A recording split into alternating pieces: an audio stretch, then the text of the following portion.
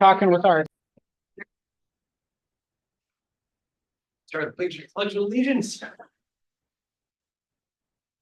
Pledge allegiance to the flag of the United States of America and to the republic for which it stands, one nation, under God, indivisible, with liberty and justice for all.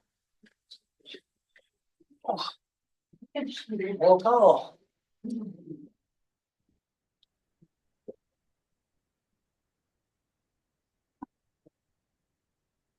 Councilmember Keller, Present. Member Happy, Present. Councilmember Seeger, Here. Councilmember Miller, Here. Councilmember Crompton, Here. Councilmember Emmerling Baker, Here. and Mayor Fallon. Here. Any additions or amendments to the agenda? I don't have any. Right. And adoption of the consent agenda.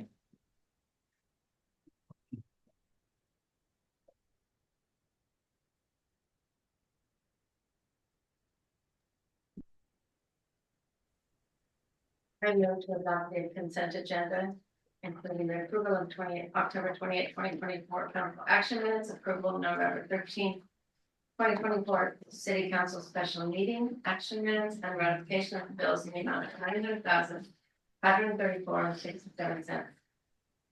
Second. I'll second. Moved and seconded by Mr. Seeger. Any discussion? All right. Roll call vote. Councilmember Keller, Yes. Councilmember Happy. Aye. Oops, I need to relook myself here. Councilmember Seeger, Aye. Councilmember Miller, Aye. Councilmember Crompton, Aye.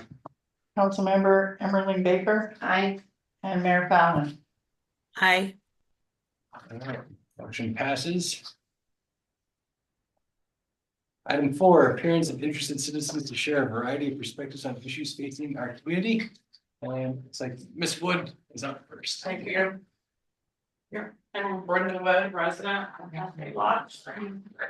I would hope that council debris, because it falls on Thanksgiving, because the last Thursday of the month this time is on Thanksgiving. So we have no debris. And this is when everybody's leaves and everything are going. I have 14 bags sitting in my house.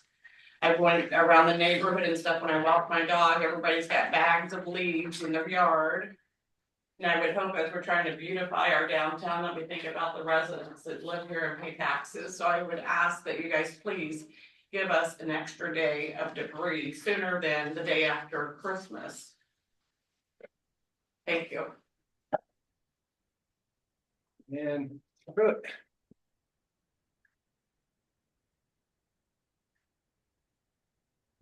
I'm gonna comment now on the city administrator's report because it's kind of awkward. He's gonna go through it. You guys are gonna have a discussion. For those who are not here at the meeting, I'm going to be discussing ORS 248.015, which has to do with precinct committee person. And I wanted to explain why I think they're different. It was explained to me that a precinct committee person is not an elected official. It is a position. The reason why it's held as an election is because the Secretary of State has to verify that that a PCP, whether it be Democratic or Republican Party, fits the parameters. There are specific parameters that you can do.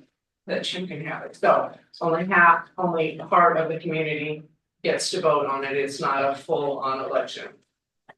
Also, according to ORS 248.015, that backs that up that it's only of a majority party, but 0.7 states that a precinct committee person is not considered a public officer. I had it in my head that it was. I was set straight, obviously. So I just that's the reason why I brought it before Kathy. She asked me something. Like it's not actually an elected position. It's just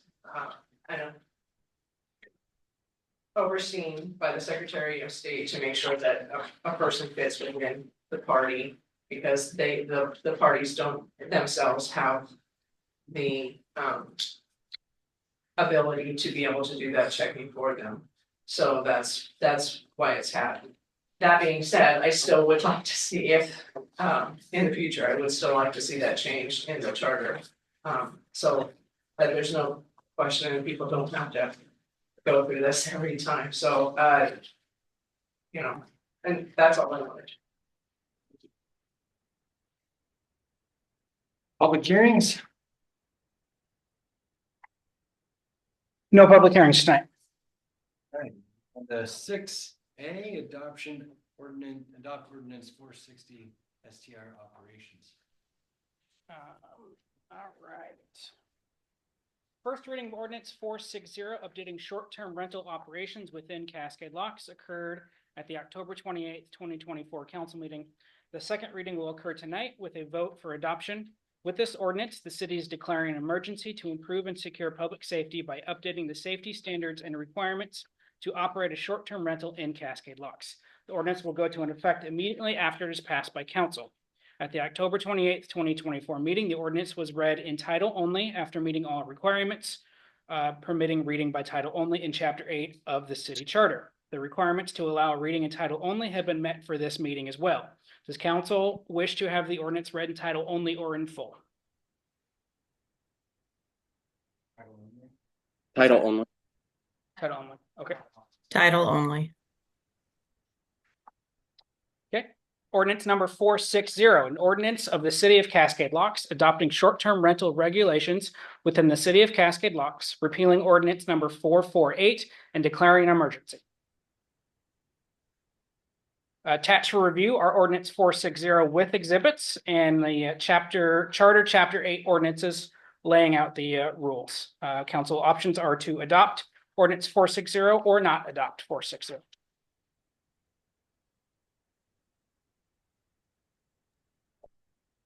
I move to adopt ordinance 460.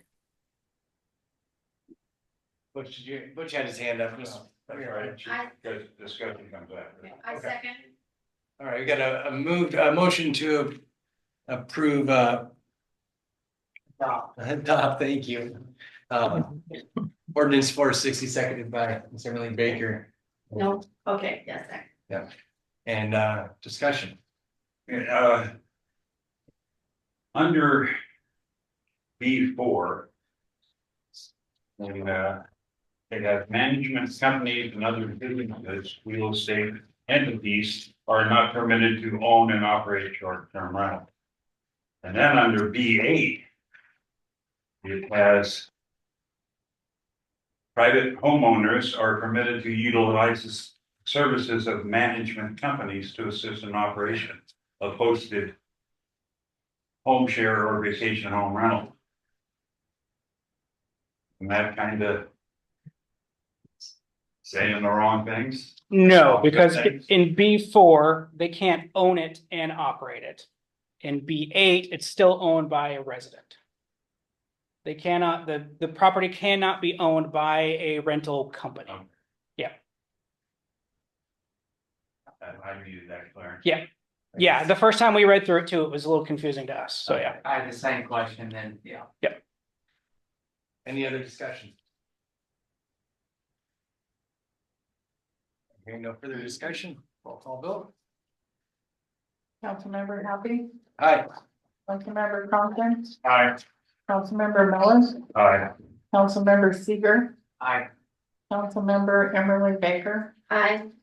Councilmember Keller, Aye. Mayor Fallon. Aye. Okay, motion passes. We go on to 6B, approve pre-implementation compliance measures to comply with Endangered Species Act. All right, this is a bit of a hefty one. The Portland, so I'll start with some background information on kind of how we got here. It's quite a bit. The Portland Audubon Society filed a lawsuit against FEMA in 2009, alleging that implementation of the National Flood Insurance Program, NFIP, violates the Endangered Species Act, ESA. In response, FEMA agreed to work with the National Marine Fisheries Service, NMFS, in preparing a biological opinion, BIOP. to determine the extent to which the NFIP impacts endangered fish species. NMFS issued the BIOP in 2016, affirming the implementation of the NFIP by FEMA has resulted in potential adverse impacts on endangered fish species.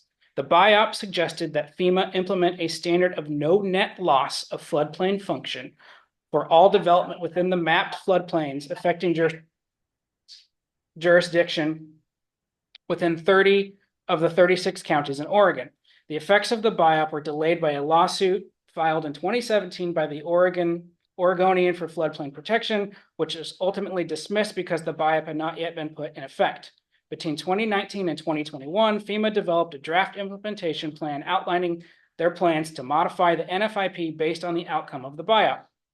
In 2023, FEMA started working on an environmental review in compliance with the National Environmental Policy Act, NEPA, regulations to determine the overall effect of the draft plan on both humans and the environment. Oregon communities expected that no change to the NFIP would occur while FEMA was completing its NEPA review. However, in response to a new lawsuit filed in September 2023, which claims that the ongoing delays are causing further impacts to endangered species, FEMA abruptly announced in July that they would suspend processing new applications for letters of map revision and conditional letters of map revision based on bill starting August 1st, 2024, and that all NFIP participating jurisdictions in Oregon, which include Cascade Locks, would be required to select one of the following three pickums for new development occurring within special floodplain hazard area by December 1st, 2024. 1, adopt and implement a model ordinance requiring compliance with the no net loss standard. 2, require a habitat assessment / mitigation plan on a case-by-case basis to achieve no net loss. 3, prohibit all new development in special floodplain hazard areas. Starting July 31st, 2025, the city must start implementing the chosen pick'em. In addition, starting January 31st, 2025, the city must start collecting data about any development activities occurring within special floodplain hazard areas. Any annual report of the activity is due each January 31st to FEMA for possible audit purposes. This is all temporary measure while FEMA finalizes the final implementation plan. FEMA is expected to finalize their plan in 2026 and full implementation in 2027. Current and proposed floodplains. The current floodplain for Cascade Locks, developed in 1984, is relatively small and very few properties affected. A map is attached. Also attached are the proposed floodplain map updates. The new proposed floodplain areas are still relatively small and mostly affect already developed land. Current projects in the floodplain. The only current projects in the flood zone is the Port of Cascade Locks gangway and fender pilings that will be located immediately downstream 200 feet from the port's existing Columbia River dock that serves the sternwheeler. Review of options. Adoption of the FEMA model ordinance is the most straightforward feasible option of the three provided. This is a pre-made, ready-to-go option created by FEMA. The city can immediately start the process of implementing the ordinance by July 31st, 2025.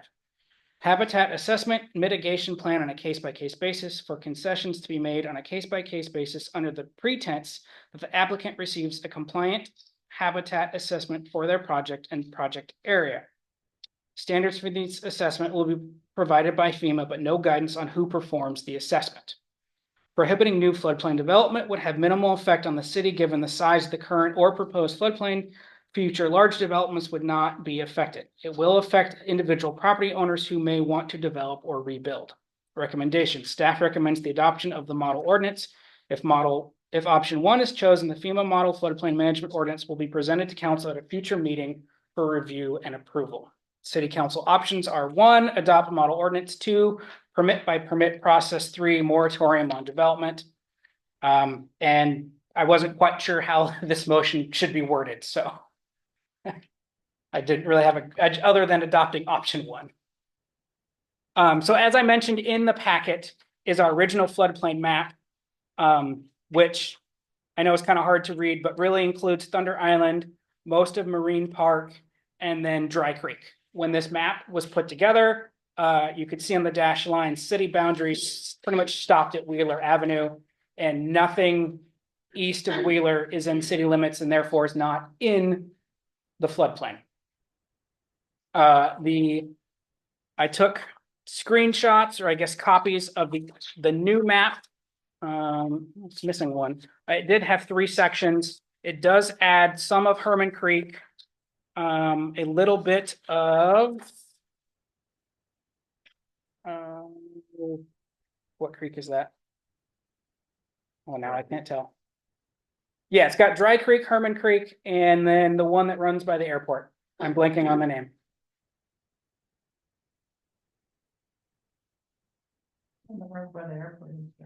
Is it Dry Creek?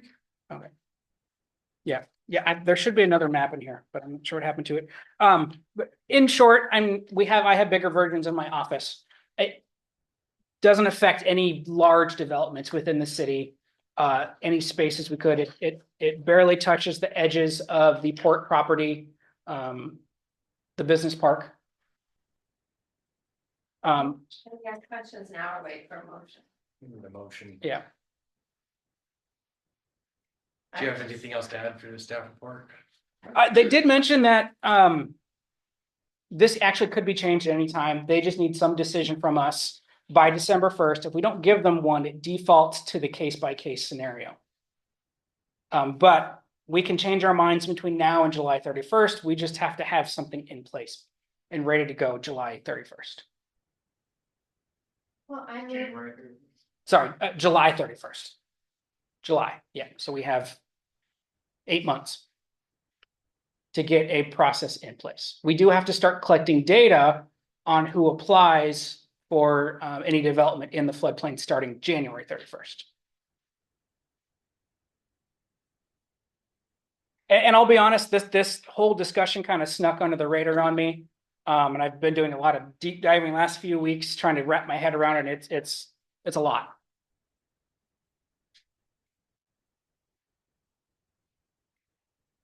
well, I move to adopt the model ordinance. FEMA model ordinance. Say, Requiring compliance. most straightforward piece of laws, yeah. Yeah, because we're not actually adopting anything. It's more of how the city plans to move forward. I wasn't quite sure how to word the motion. But the one abbreviation I didn't was PICM. I should have put that in there. Pre-implementation. It's on here somewhere. Pre-implementation compliance measure. There was a sheet from FEMA after my report. Pre-implementation compliance measure is what it stands for. So we have a motion to approve the FEMA model ordinance. I can make it more clear, to adopt and implement a model ordinance requiring compliance with the no net loss standard. So we're not adopting an ordinance tonight, right? Correct, but we have to give them an answer of what direction the city would like to go by December 1st. Okay. So when we say model ordinance, that's something they're gonna give us. That's in your packet. The model ordinance is in your packet. So can I make a friendly amendment? Yes. So it's my assessment that this motion could say something to the effect, direct staff to bring a model ordinance requiring compliance with the no standard for council consideration at a meeting, whatever. Correct, yeah. We would bring the planners in and tailor this to Cascade Locks, yeah. But we have to give them an answer by December 1, right? Yeah. So we have to make by a Sunday. decision about which direction we're going and tell FEMA which direction we're going. Right, and I'm saying, let's have staff do it, but I don't think you pre-commit to adopting an ordinance, to actually the ordinance on the agenda, right? I mean. Correct, yeah, that's, yeah. We're not actually adopting anything tonight. So the language, thank you for the friendly amendment. If you have words to change it, I like what you said. You want to try and read it? Okay, so I move we direct staff to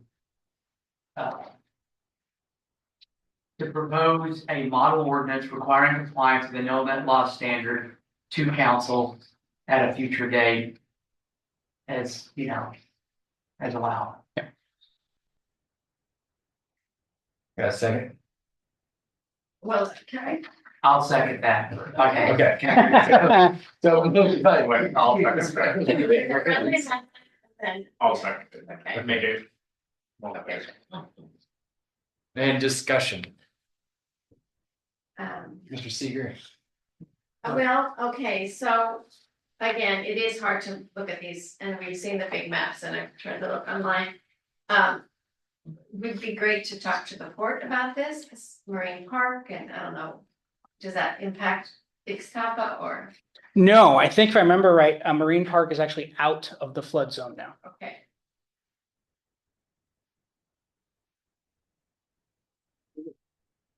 So, yeah, to that point, if I understood the staff report properly. Right now, we only know of one property owner that could be impacted this, and that is the port. You described some work they're trying to do, I guess, near the beach. Where is that again? They're wanting to add additional docks 20 feet west of the current dock Okay. to accommodate the new Okay. cruise lines they're trying to bring in. So to Councilmember Baker's point, I mean, I feel like if they're going to be impacted by whatever council adopts, I'd like to get their feedback as to if Mhm. they have the, you play it by, with it on. Case by case or Case by or case. permit by permit. It's Yeah. been stated either way. Make their life, more efficient if we do that, or if we do adopt the model ordinance. I'd love to get their feedback on Okay. that. So that was my first kind of comment or request. And then the second thing, I mean, this was a long piece in the packet. It was like 70 pages on this thing. Yeah. So I'll be honest with you, I didn't read the whole thing. I read quite a bit of it, but not Yeah, all of it. most of it was the model ordinance. So yeah. Okay, well, I can't help, but I feel like this is one of those items that, how many other communities in Oregon are having to do that? All of us. Okay. Well, I take that back. 30 of the 36 counties, the 6 that really aren't affected by it are in the southeast corner. So Malheur, Harney, Lake, maybe Baker County, but pretty much along the Columbia River and the coast. And there's other cities and counties along the coast where their entire city is in the flood zone and they are struggling with this. Right, so what I'm curious to hear is, I feel like there needs to be this like meta-analysis. In my mind, the League of Oregon Cities should take this on and then give us a recommendation for small cities like this that don't have the depth and scientific knowledge of BIOS, all this stuff. Mhm. They should have a proposed, solution for us, and that, I mean, I asked that in my notes that I sent out for this weekend. Those other communities should be asking to vote on this. Yes. Does LOC have a recommendation for some cities like us on which course of action is best suited? Councilor Happy, in their session, I don't think This was a class at the LOC, one of the sessions at the LOC conference that I just attended, and this is one of the ones that I went to. And again, like Jordan was saying, it was way over my head and pretty dense material. But there was a fourth option. They said to wait until the results from the environmental impact study. And that's a way of kind of kicking the can down the tree, we don't Mhm. really have to make a decision right now. We could say, well, we're gonna wait to see results from the environmental impact study, which they said was supposed to be done. And it's still, we don't have that. So it's hard to make a decision without understanding the environmental impact of that decision. So that was one of the options, was they said that we could respond and say, we'll wait till the EIS study has been finalized, which they're expecting in early 2025. So I guess my last question would be, did you talk to other communities? What are they doing? Are they doing the model or are they? it's a 50-50 split from what I can tell. I talked to the county, they're doing the model ordinance. I talked to the other city managers, mainly through our listserv, and it's a bit of 50-50 split between model ordinance and the permit by permit. Nobody seems to be doing a moratorium on development. But the no net loss thing is a pretty, like, repaving a road means that road surface is gonna come up, a couple inches, which is a net loss. I mean, it's just like the impact of this is, you can't really do anything, if that makes sense. Yeah, but, I have worked a little in that area. Net loss can be, it can be this kind of the term of flexibility in that if you pave over some floodplain, but then you create some floodplain somewhere else, then you That's- haven't had a net loss. That's right. So that happens in this industry. When we had a big restaurant project, they had to do that. They wanted to build a industrial building in the floodplain, and they negotiated to create floodplain somewhere else. And that's how they move forward. To balance out the net Right, loss. that from their does provide that development. possibility. Okay. That's all I have, thank you. Mr. Langley? Yeah, so now the more that we're talking about this, and so that some net loss could be balanced with, I'm almost wanting to rescind my motion and maybe moving to the case by case basis because the port hasn't weighed in. And they are our number one. Besides, I just feel like this is a lot of information all at once, and maybe the case by case is better. Who, if I'm missing it in this large packet, who does that habitat assessment mitigation plan? Who pays for it? Well, that was part of the discussion I had at one of the FEMA workshops, is there is nobody.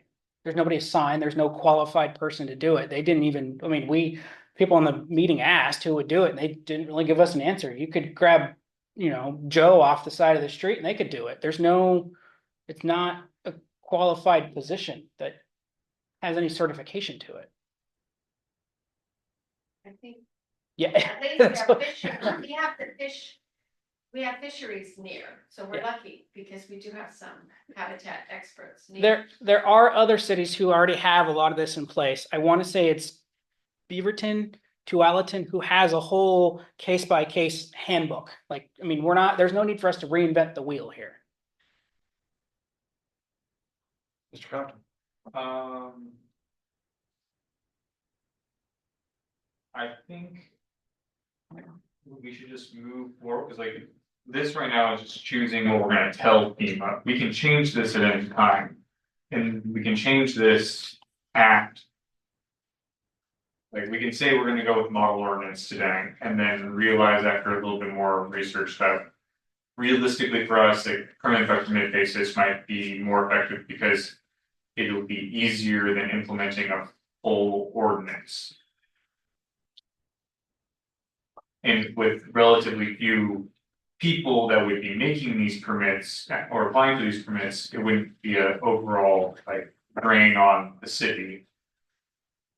And I think we have to finish this motion before we can. I think change. Robert's rules, I think because I moved, I have to vote yes, but I do think I can rescind my motion. You can. You don't have to vote. Yeah, Yes. and you can vote whatever you want. No. I guess real quick, can we get a clarification on whether or not we can change our mind later? If we tell FEMA we want option one, can we change our mind? at a later Yes, date? as long as we have something in place, in operations by July 31st. And as Sean mentioned, it would take a couple months to get a new code in place. So it's not like we have 7 months, we have probably 2 to 3 months to make a decision. Okay, so the recommendation that you made this evening, Mr. Bennett, was option A, because FEMA, where did you get that count? Is that came from NESA? We suggest that cities adopt this, is that? Yes. That was, Yep. okay. So, but tonight, we need to give some direction to staff. Either we give them the case by case direction, or we give them the model ordinance direction. I think we need to just agree on that, and if staff brings us back a model ordinance and then we change our mind, just understand we've wasted staff's time, you know? So I would like to give them direction now, ideally stick with it. Mr. Compton? What would the load difference be for staff on the model ordinance versus permit? by I permit? honestly couldn't tell you. I don't know. Does the permit by permit need to have an ordinance behind it, or is it just saying that we are gonna look at this?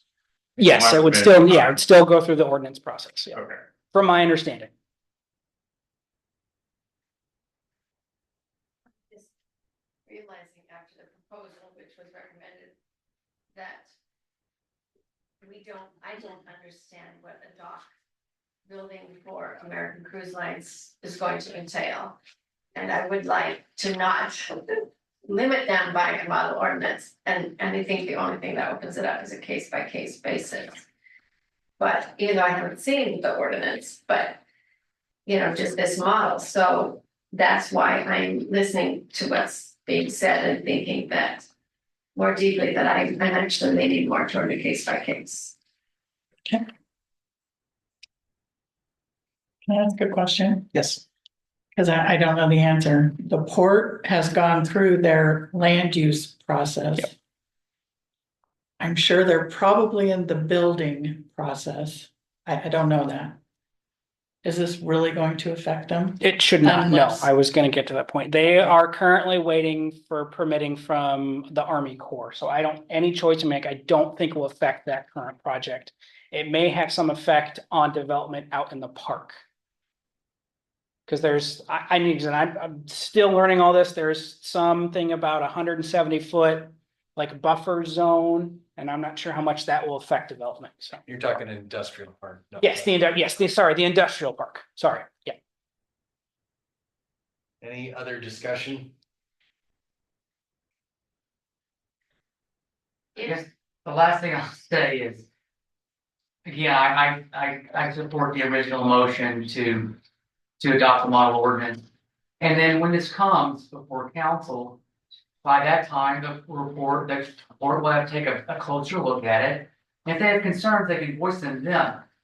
If we need to pivot based on their needs, then we'll pivot. But otherwise, let's give council staff something clear to do. Let's have them do it. And then right now, let's assume the positive that they won't have an issue, and then we get it done, and then we're off for our next issue. That's my hope for the council. And it's been brought up, this is really just giving them an answer. But we have some time, to change our mind if we. Yep. Mr. Miller, do you have anything to add before we can go roll call vote? Well, I just been thinking about, Bonnie, we have Bonneville Dam. And how much water are they gonna let over the dam during a flood season? So it doesn't affect up here. And then if it's so torrential that it breaches the dam, well, then we would know the height of the water coming back. And also, it doesn't look, our study only concentrates on us, it doesn't concentrate on Stevenson, and Stevenson would get the worst of the flooding to begin with. Because they are lower to the water than we are. And there's just so many factors in there of what type of flooding. We have another landslide where the river is completely blocked again, and it's time for all of us to beat the, so that there's. Which scenario do you want? Well, I think that for their purposes, we're using the floodplain maps from GIS floodplain maps. Yeah. Everything right now is based off the current implemented map, which is from 1984. The proposed maps probably won't be finalized, what do you say, maybe late 2025, early 26. They've been delaying the process.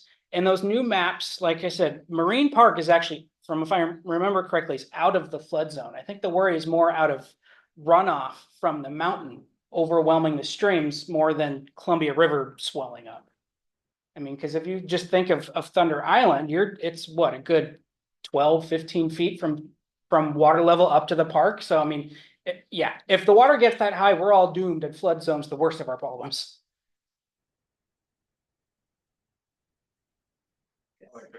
Okay, since I'm hearing now that we can hopefully then, as you're working on, when we get more information, the staff writing this ordinance will reach out to anybody impacted by the flood map, right? Wouldn't we reach out to property owners, whether they're private or port? Not necessarily, no. Well, this process with FEMA, they will be sending out. There could be flyers, letters, I don't know. They are going to do a community outreach.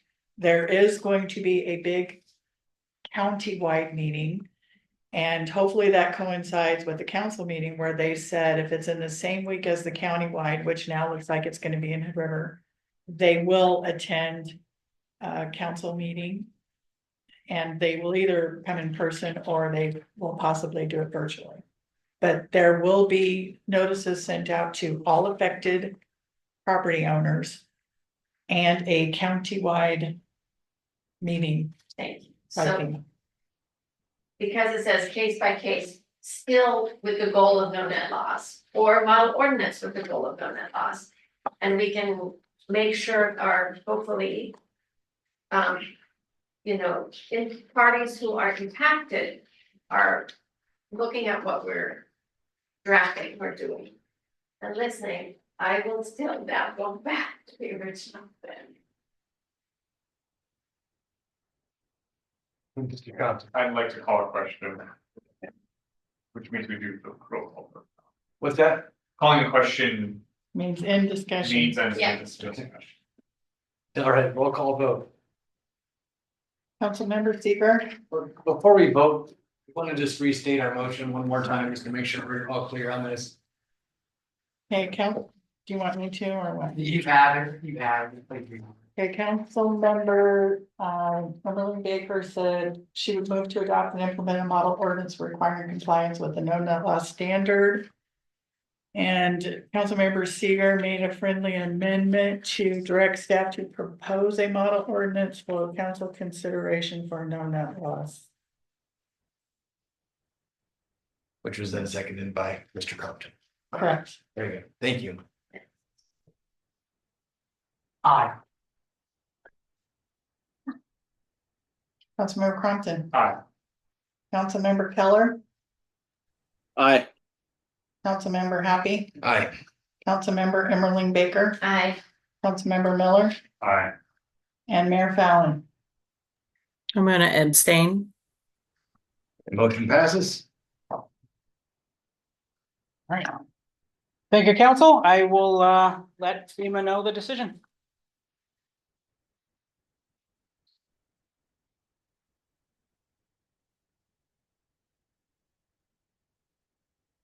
Moving on to 6C.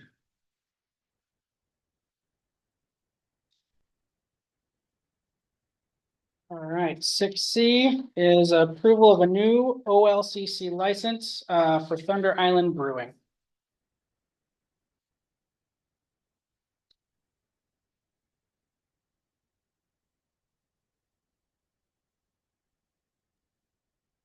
And we have a motion. I'll make a motion. Oh, I'll go second. ahead, Eric. No, Go it's- ahead. No, you got it already. I make a motion to approve the new OLCC license application for Thunder Island Brewing. I'll second. Moved and seconded by Mr. Keller. Discussion? No. Go ahead. So this new license is to allow our liquor. That's just of it. Kathy, can you? She processes them for the city, so. I don't know. It's a new license application, full on premises commercial. And to tell you the truth, I don't really know what that means. It says retail on premises, sale and consumption, indoor consumption and outdoor consumption. I really don't know what that means.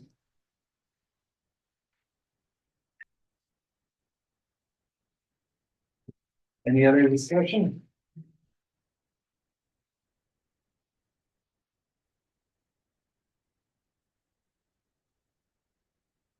Oh, thank you.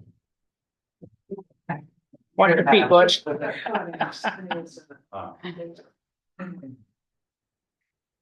Thank you very much. Keep it a little crowd. Yeah. Mr. Seeger. So I'm looking at the top of the application.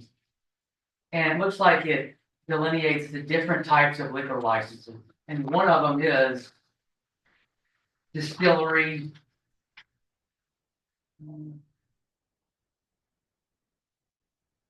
That's the closest thing that to liquor I see, so really this doesn't. It's not clear, is it? I think it's full would mean all types of alcohol. And listing distillery would mean that.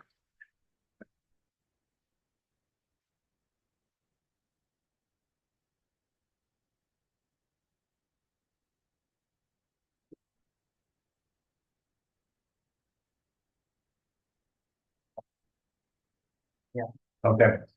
Any other discussion? Hearing no further discussion, roll call vote.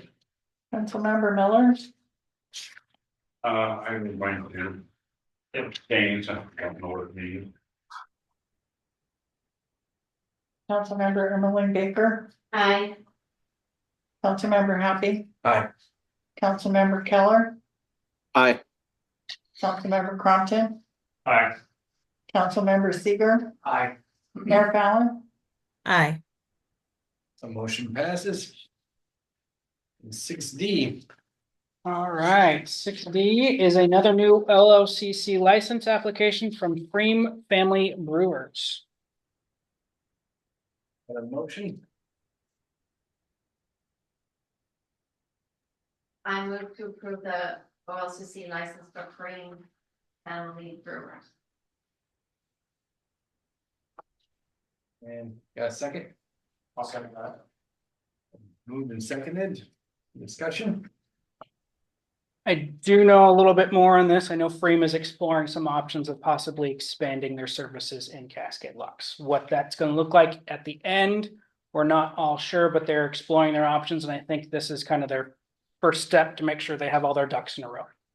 so this would be to do alcohol sales, at their location. Correct, yes, for the Industrial park. correct. Now, if it's out at the industrial park, doesn't that fall under the zoning laws? And the zoning for that industrial area does not allow retail sales? For heavy, they're in heavy industry, right? I'd have to look. Yeah. I don't wanna say off the top of my head. Yeah. Yeah, it's confusing, it does say on here retail off premise sales, yeah. I don't know what an off premise sale is really. Well, it would be selling at a different location. They would have to go through the codes, yeah. So this is just one step, if they find the right Right now- place, the right. Right now, they're only manufacturing production there. Retail and off-premise retail and off-premise sales would be to be able to sell what they make there somewhere else in town. So what they make, I mean, are they doing that already? Not in town. Not in town?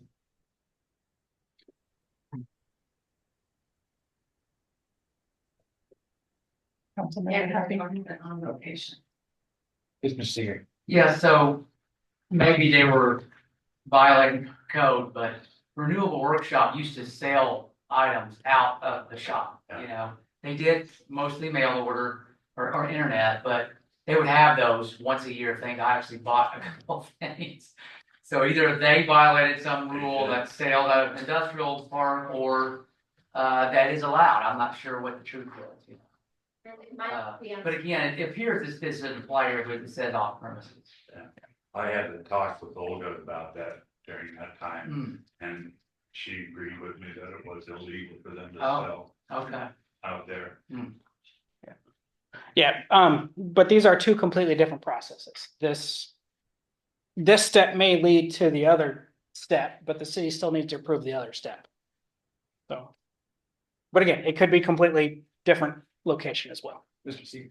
And if they wanted to do this next step, that they have to come back to us, is that, Yeah, well, they go to the planning commission. okay, Yes. got it. If it's a conditional use, they'd have to ask for a conditional use permit. Any other discussion? I see Mr. Keller's got his hand up online. My issue was, why are we discussing this when City Administrator Bennett just said that if anything comes up, it's gonna go to the Planning Commission. All we're doing is rubber stamping this.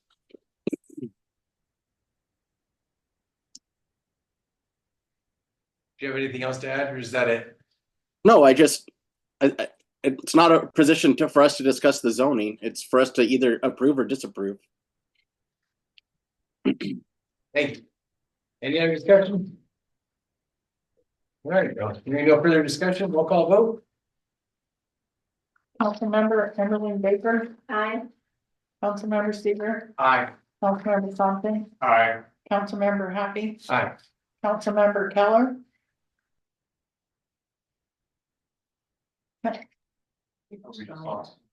Aye. Councilmember Miller. Oh. Mayor Fallon. Aye. The motion passes. Moving on to 7A, committee reports, All right, no committee reports tonight. and 7B, Gorge Transit. Okay. Oh, there you are. Amy Schlappy. Yes. Okay, well done. got it. From Gorge Transit will be presenting. And I think she's gonna quiz you, is that right? I am. Okay. Not tonight, hopefully. So my name is Amy Schlappy. I'm the executive director of Columbia Area Transit, which is the public transit provider in Hood River County. And we also provide services between Portland, Multnomah Falls, Cascade Locks, and Hood River. I also have a couple of my fellow coworkers. I'll let Kathy introduce herself.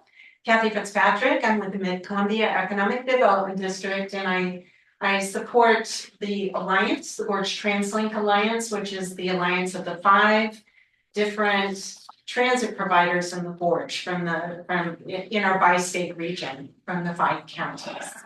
And we have Emily Reed online. Emily, want to go ahead and introduce yourself? Yes, thank you. I'm Emily Reed, and I support the fabulous work of the 4 providers in the Gorge and help do the promotions for the Gorge Pass and coordination. So what we're going to do is I have some questions, and whoever answers the questions correctly gets to choose a category, and then we're going to talk about it. Our hope tonight is that you learn a little bit more about Gorge or transit in the Gorge, and maybe have some fun too. So, first we're starting with, have you ever ridden a bus in the Gorge? Yay! Yes. Yay! Really? Nope. All right. Well, I mean, besides, the bus system matters, I've definitely ridden those buses. that'll that'll count. count. I'll take that. All right. All right, cool. Emily, next one. All right. So, first question is, how many buses do we have in the Gorge at a peak operating time? Fixed route buses. 5. 17. Really close. Any other guesses? No idea. All right. You get to pick our first category. It's 15. Oh, well, that was close, all right. Yeah. So first category, let's go with dogs. All right. Awesome. Okay, dogs. This is an easy one. You can take dogs on all buses in the Gorge. They just have to have a leash. And cats and carriers. Or other pets. All right, next question. How many trips per day we have on average? So regular trips. 8. Not quite. Ridership. Oh. 500. Not quite there. Somewhere in the middle. 250. A little less than that. But I'll give it to you. 152. Okay. So go ahead and pick the category for health. Okay, so health. Only 5% of Americans get their recommended 30 minutes of walking in a day. But as you know, if you take transit, you're needing to walk just a little bit more than you normally would if you had a car. So transit riders actually get the 29% of them get their steps in. And actually, if you look at all the riders, they get 19 minutes. So, which is great. So if you look at, for example, the Hood River City route, there are 21 1,800 trips each year. So you think about all of those trips, all of those people, that really contributes to the walking, biking, all sorts of active transit. So they're healthier because they're doing that, taking transit and getting there in that way. So, and also just want to point out that another way of thinking of health is that when you are white knuckle driving, it's a very different experience than when you're riding on the bus. So you're able to read and relax and look out the window for long periods of time, snuggle with other people, stare at the sky, all these things you can do while riding the bus that you cannot do, including work on your computer. You can't while you're driving. So health. Thanks. All right. Next one, how many times per day does the bus go into Portland? The Columbia Gorge Express? 6. Not quite. 2. Nope. Well, not quite. It's 5 then. As you were closest, it's 7 trips per day. 7. Yeah. Awesome. Go ahead and pick the category. Environment. Okay, we know that private vehicles are one of the biggest contributors to carbon footprint. So when you compare that to transit, we're seeing a big dip in that. So last year alone, this Columbia Gorge Express took 17,500 cars off the road. So even just taking one trip instead of driving really makes a big difference for carbon and makes a big difference for the environment. All right. How many towns can you reach by bus in the Gorge?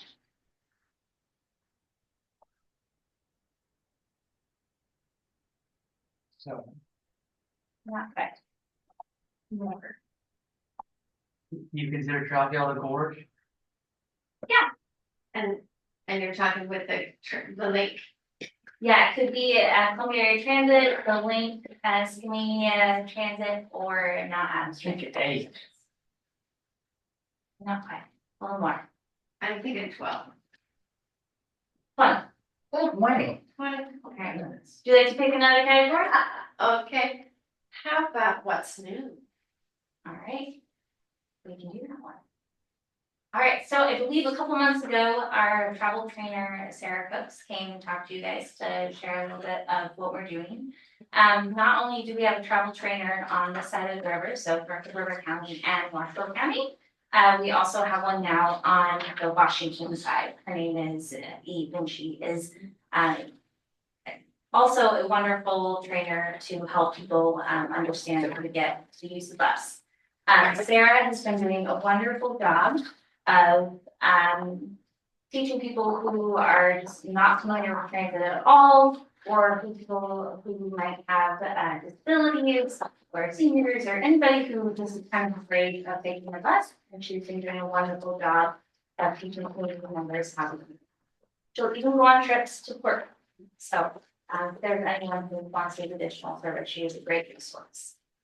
Next slide. Also this summer, we did our first year of having rider rewards for the Cascade Lock students. I think for the first year, it was very successful, and we're looking on implementing that next year or next summer as well, and hopefully opening that up to other cities. And Emily, do you want to handle the rider surveys?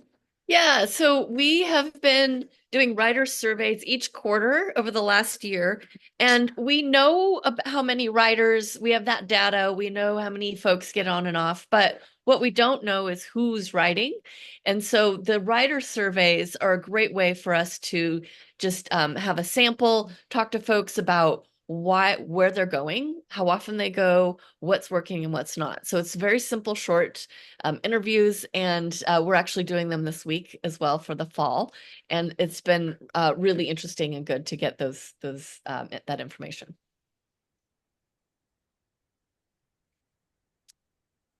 Did you want me to keep going? There's also coordination between. So the other thing that we've been doing, that the providers have been doing, is one of the things is that each provider comes from a different county in the gorge, and they all have different levels of advancement with their development of transit, and they all have their own goals. However, what really works well is for them to work together and to be able to coordinate schedules, meeting up routes. A lot of the things that we've been doing lately is doing workshops that allow us to really plan ahead and look at maybe technologies that everyone can be on the same technology and share. Maybe that riders talk to each other, the drivers talk to each other, that kind of thing, so that they function more as one. Because what we really want is for the riders to not know that there's a big difference or any difference as you're transferring from one to the other and getting around the gorge. So there's been a lot of work done in the background on coordination, and we're continuing to do that in the next year. And then the other thing is that in April 10th, mark your calendars, of next year, we're doing a big Gorge Transit Summit. And this is going to be for every single one of you. It is going to be riveting. It's going to take folks from, I know you're thinking transit riveting.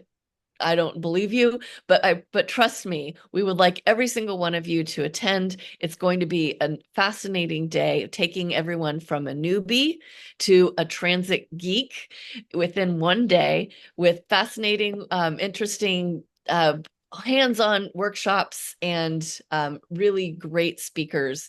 And we'll reach out more with more of those details and get you signed up, but it's going to be great. So please set your, save the date for it. It's going to be good. And one other thing is we are actually getting new buses on the Columbia Gorge Express. So any day you're going to see new white with purple on the Columbia Gorge Express. So they're going to be the same as our current internationals, like the same amount of seats, but they're going to be new and they're going to be a lot more purple. So keep an eye out for those. All right, so the next one is, what type of entity is Columbia Area Transit? It's a special district. Ding, ding, ding, well done. All right, what category? Let's go with brief history. Okay. All right. So most of the providers, and we're looking at Cliff Chats, Canadian counties on the Washington side, Hood River, Wasco, and Sherman counties on the Oregon side. And in all 5 counties started some kind of transportation service in the 1970s. It was all dial-a-ride focused, really for older adults and people with disabilities. But in 2010, the Gorge providers had been working together for about 10 years and officially declared themselves the Gorge Translink Alliance via MOU with all of their boards, and started to work on how they could coordinate to provide transportation services for everyone, for all of their residents. So Canadian County Transit was the first one to launch a fixed route service. That was in 2011. And then, next slide, then Hood River, so Columbia Area Transit launched their deviated fixed route up to Odell and Parkdale.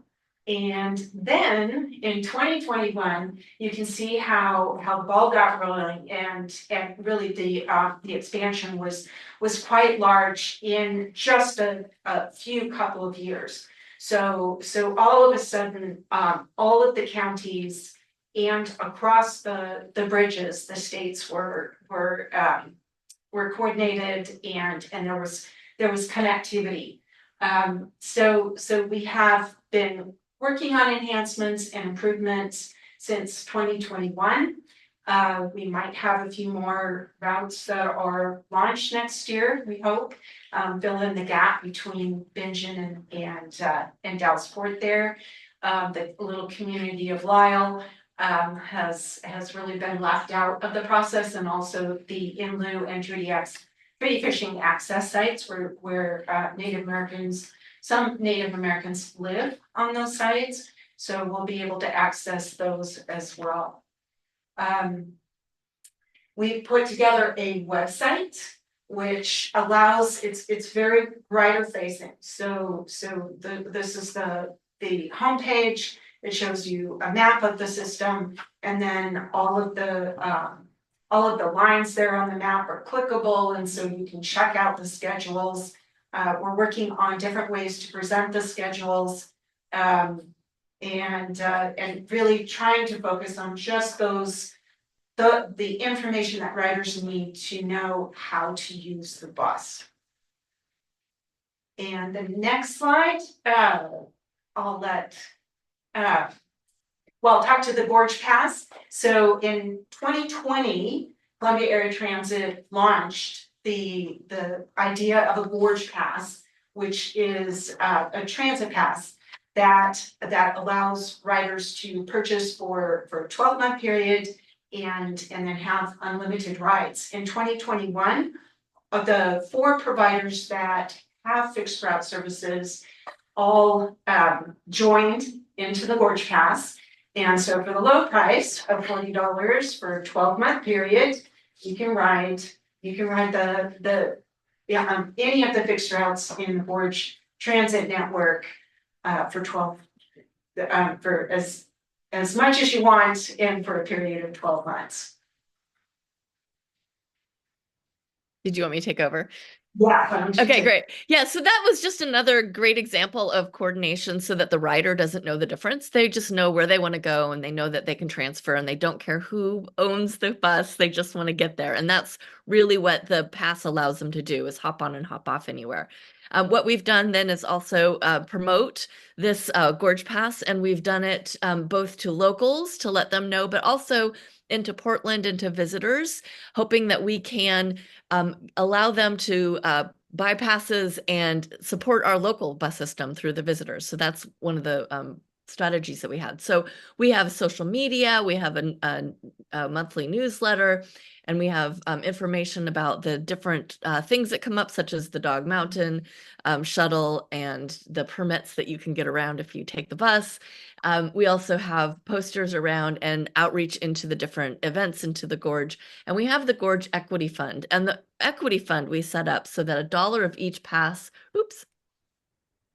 goes to the fund, which allows us to buy passes for folks in need, and also allows us to highlight different equity organizations that, and as well as search and rescue efforts. So folks that will depend on the equity of transit and getting out into the outdoors. So that was the thought there. We can also do an employee buy one, give one. So if an employer buys 10 passes, then we will automatically have 10 passes to give out to folks. We also support with influencers. So we're very excited about that. And we've added that, and we're basically just using all of the methods to get folks to, as we say, butts on buses. Oh, no, I did that wrong. There's a little bit at the end. I'm so sorry. Kathy, we wanted to wrap up with the employee passes. Yeah, go ahead. Yeah, so Pat had actually started the program, I believe it was in 2022, where we worked with City of Hood River to provide downtown employees, so City of Hood River downtown employees with free passes. And that program is now in its 3rd year, and it has each year, we've gotten I think this past year we got twice as many people who signed up for this pass. So it's been very successful, and I look forward to seeing what it can do in future years to reduce congestion in the downtown area, and also just encourage active transportation and moving people from private cars to their buses. We have also heard from business owners that it's helped their employees get to and from work all year round, but also during the winter months when it's a little harder for them to maybe shovel out their cars, or it's just difficult for them to get in, and they've been able to rely on the bus to do that.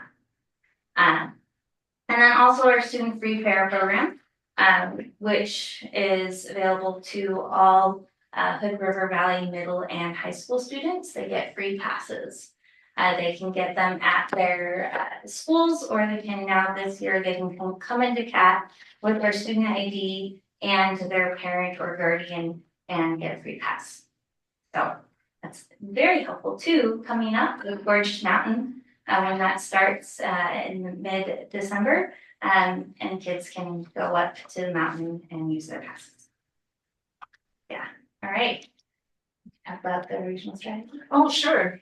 Yeah, so we completed a Gorge-wide regional transit strategy in 2023. It was adopted by all 5 of the boards. And it was a 3-year process. We started January 2020.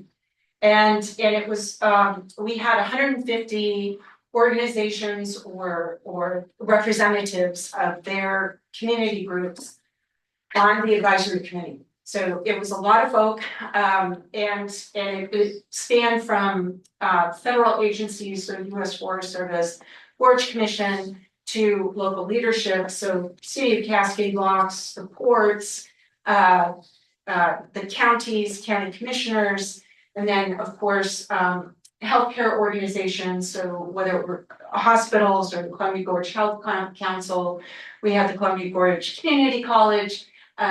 You can think of it, they were represented. We worked to hammer out a vision for the gorge, for public transportation, and really looked at all of those challenges that our communities are facing, such as affordable housing and congestion and the lack of being able to get to because the affordable housing is farther out from work. People are having workforce mobility challenges. So we really looked at, everyone brought their challenges to the table, and we looked at how public transportation could help to provide solutions. So it was a great process. Right now, we are working to implement that strategy.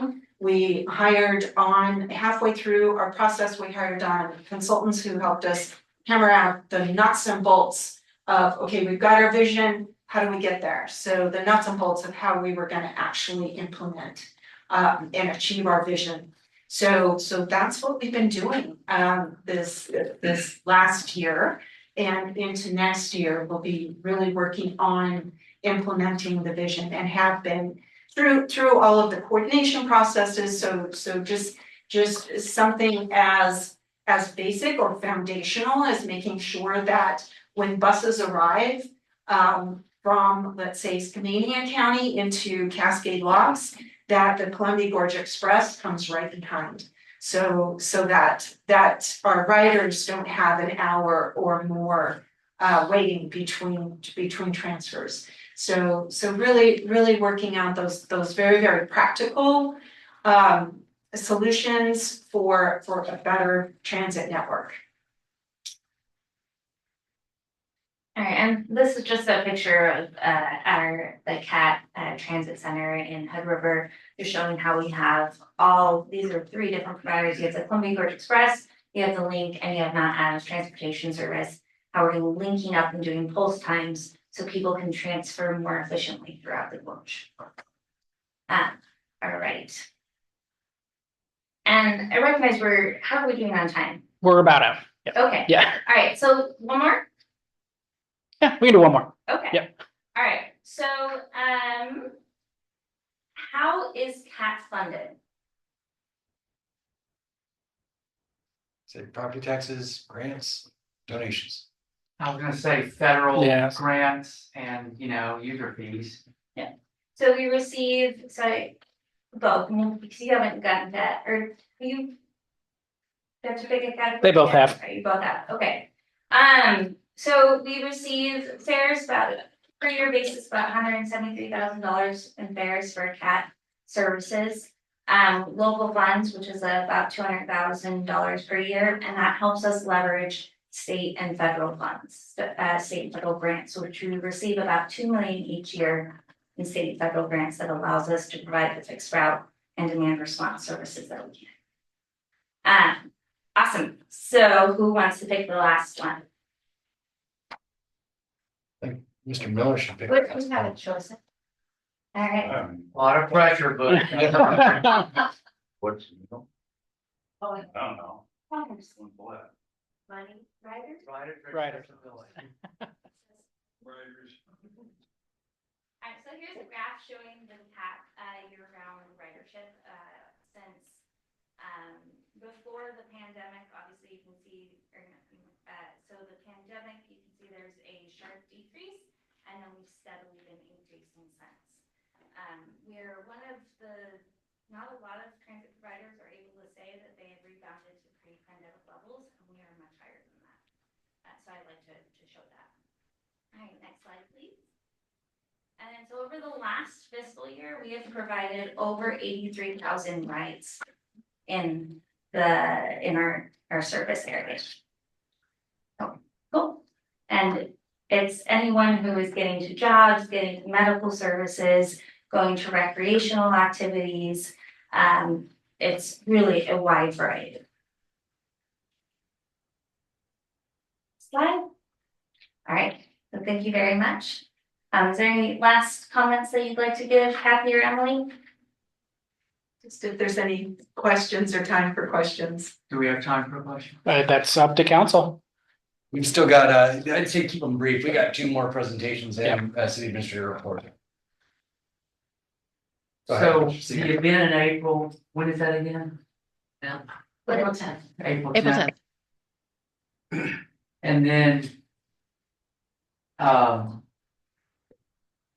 yeah, if we want to reach you, how do we reach you? Is that in the staff report somewhere? No, but I can share contact information. Okay. Yeah, and please do, we were unfortunately not able to get through all the categories, but if you'd like to learn more, I'd be happy to send it, the full PowerPoint to you. Yep. We can do that. But you can reach me at amy.schlappi, schlappi@chatransit.org, or you can give our office a call and you can ask me. Okay.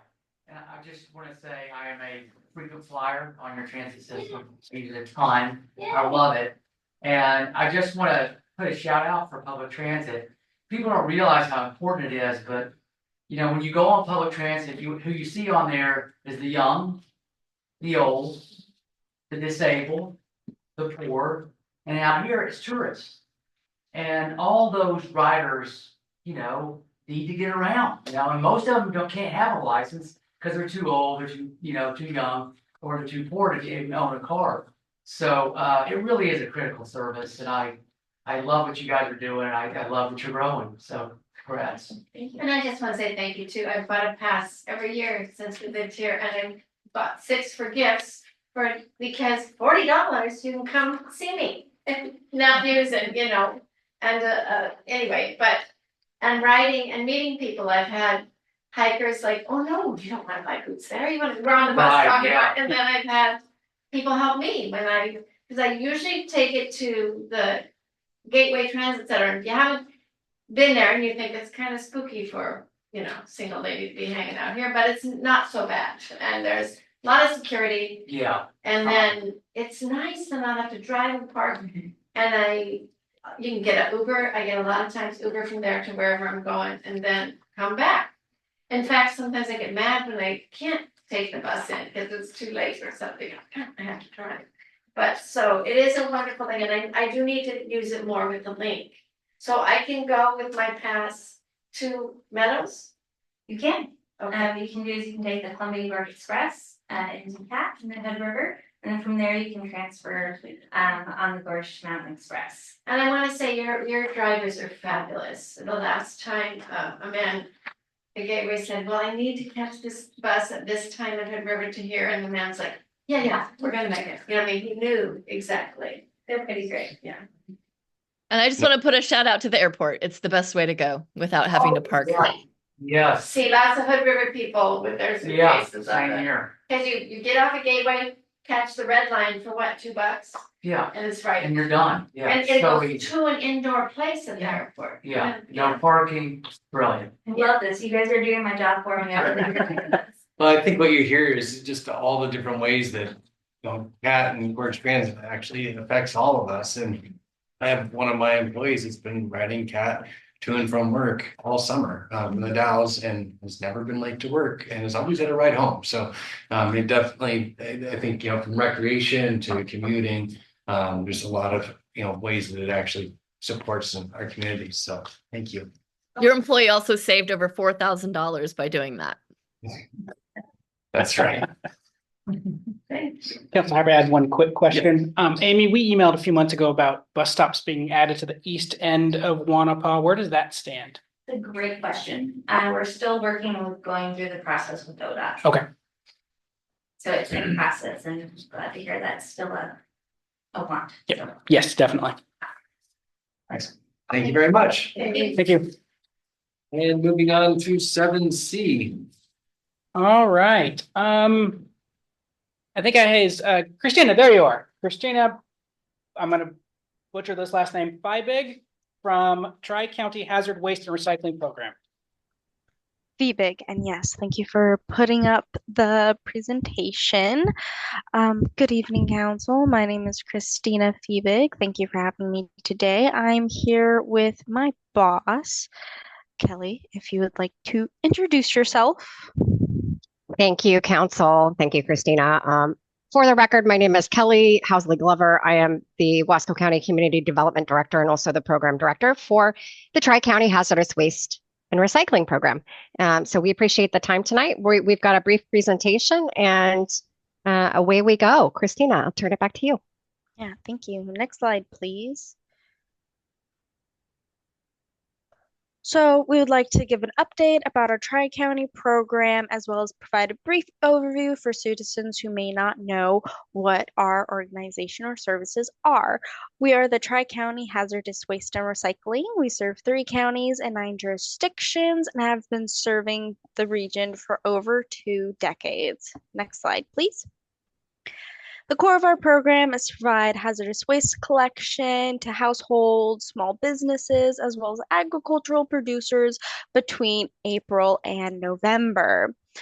The goal is to remove hazardous waste like pesticides, chemicals, and other dangerous materials from our 3 waste sheds.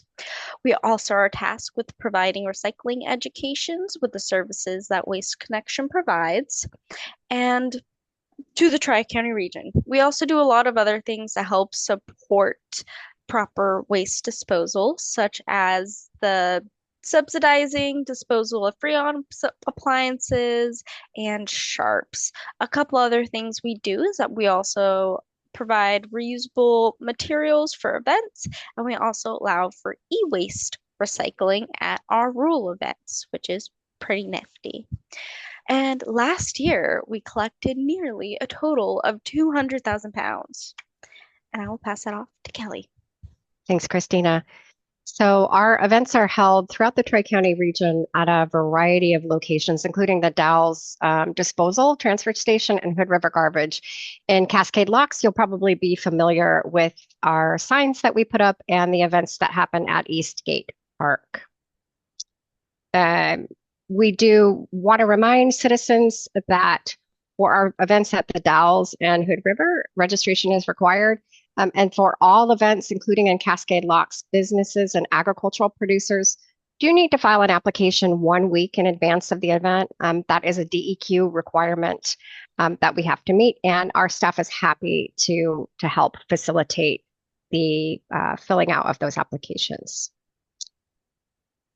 One cool thing we did this last year, we recognized that our ag producers were having some difficulty getting rid of triple washed containers. These are what pesticides usually come in. And so with DEQ's assistance, we made contact with a company based in the Willamette Valley that recycles a variety of agricultural products. And they came up as a free service. We just connected with all of our ag producers, and the minimum was 1,000 containers. We actually exceeded that by over 3,000 containers and have made a connection with that facility. So we're able to better connect our ag producers with Agriplast, who, as I said, recycles a variety of agricultural plastics. Most folks in our Tri-County service region are familiar with us because of the bright colored newsletters that come to your mailbox twice a year. These are part of some DEQ required education pieces, and they also let folks know about our event schedule. The one that you just received in the mail, we call it our fall newsletter, is really driven towards recycling education. So what in our service district can be recycled, what needs to be disposed of in the trash. We also try to give additional information like sharps disposal, our $10 subsidy for Freon related appliances. And then we try to give some other critical information. So you'll see an example here, we highlighted battery disposal. In the spring, around March, we sent out an additional newsletter that highlights the collection schedule for the year and reminds folks of registration and then some other key information. We wanted to make sure that all of our 9-member jurisdictions were aware of some changes that have been happening and will continue to happen to our program. This next year, we've heard in long session, there may be a proposal for an extended producer responsibility bill related to batteries. Most folks are familiar with this, the EPRs vis-a-vis the paint care program, which incentivizes producers to take back paint products. We're really looking to have batteries join as an extended producer responsibility. Right now, we do collect alkaline batteries and help to facilitate recycling of those, but it is very, very costly for the program. And alkaline batteries are actually not hazardous. We certainly do want to take care of lithium and other batteries, but the alkaline batteries not being hazardous does add some additional cost to our program. So we'd really like to see the legislature support the EPR. In addition, several years ago, the Recycling Modernization Act was passed. DEQ is still working through preparing for the rollout next year. We do anticipate that it will expand some recycling services. One of the key features is to have a statewide recycling list so that it will be uniform about what can be recycled across the state. And we also are anticipating some potential new funding for local facilities, sorting facilities, and things like a baler, which can be really, really beneficial for our partners like Waste Connections. So we're still doing quite a bit of watching and learning, but that is information we hope to bring to our boards, county commissions, and councils in the next year. One other thing we wanted to be sure to share with our IGA partners is that we took a little bit of a hiatus during COVID doing these road shows, and we recognize there's been some staff transitions and also some elected leadership transitions. And you may not be fully aware of our program or some of the tools that we use to guide us. Our IGA was signed with 9 members in 2003. That followed a management plan that was created to dictate aspects of the program in 2002. So these things are over 2 decades old.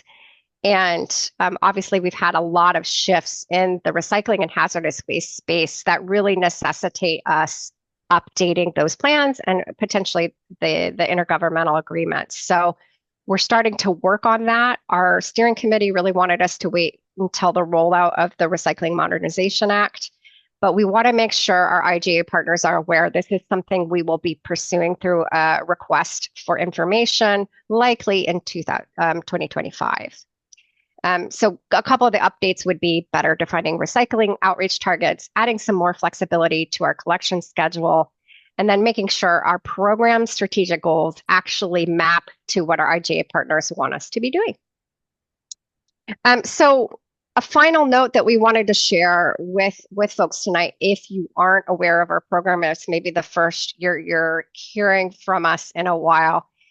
Wanted to make sure City Council is aware of what your role is. So first and foremost, the government body appoints a steering committee member who can be either somebody who works on your team, is an elected official, or a community representative. Mr. Bennett has been serving since he came on board and has been a great addition to our team. He actually participated in a recent subcommittee and has been really effective in that role. And hopefully you know you can talk to him as well as talk to staff. What that entails is typically going to quarterly meetings. Our steering committee approves our budget, our work plan, helps promote our events, helps troubleshoot, and generally serves as a touch point for our 9-member jurisdictions between the jurisdictions and program staff. In addition, our staff actually works with multiple jurisdictions to produce DEQ waste shed reporting that's required. And we do that in affiliation with our fantastic partners at Waste Connections.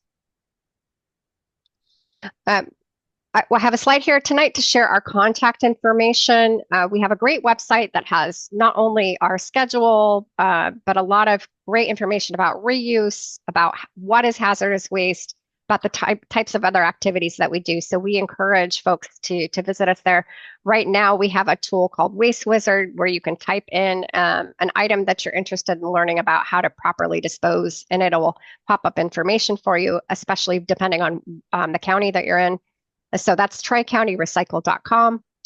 We have our phone number listed there. We encourage folks to follow us on Facebook and Instagram. They can find not only up-to-date information about our events, but also Christina's been producing an incredible amount of content that has not only what can be recycled, what needs to go in the garbage, but also just some great creative reuse ideas. So we know it's a really great resource for members of our community just to add that to whoever they follow.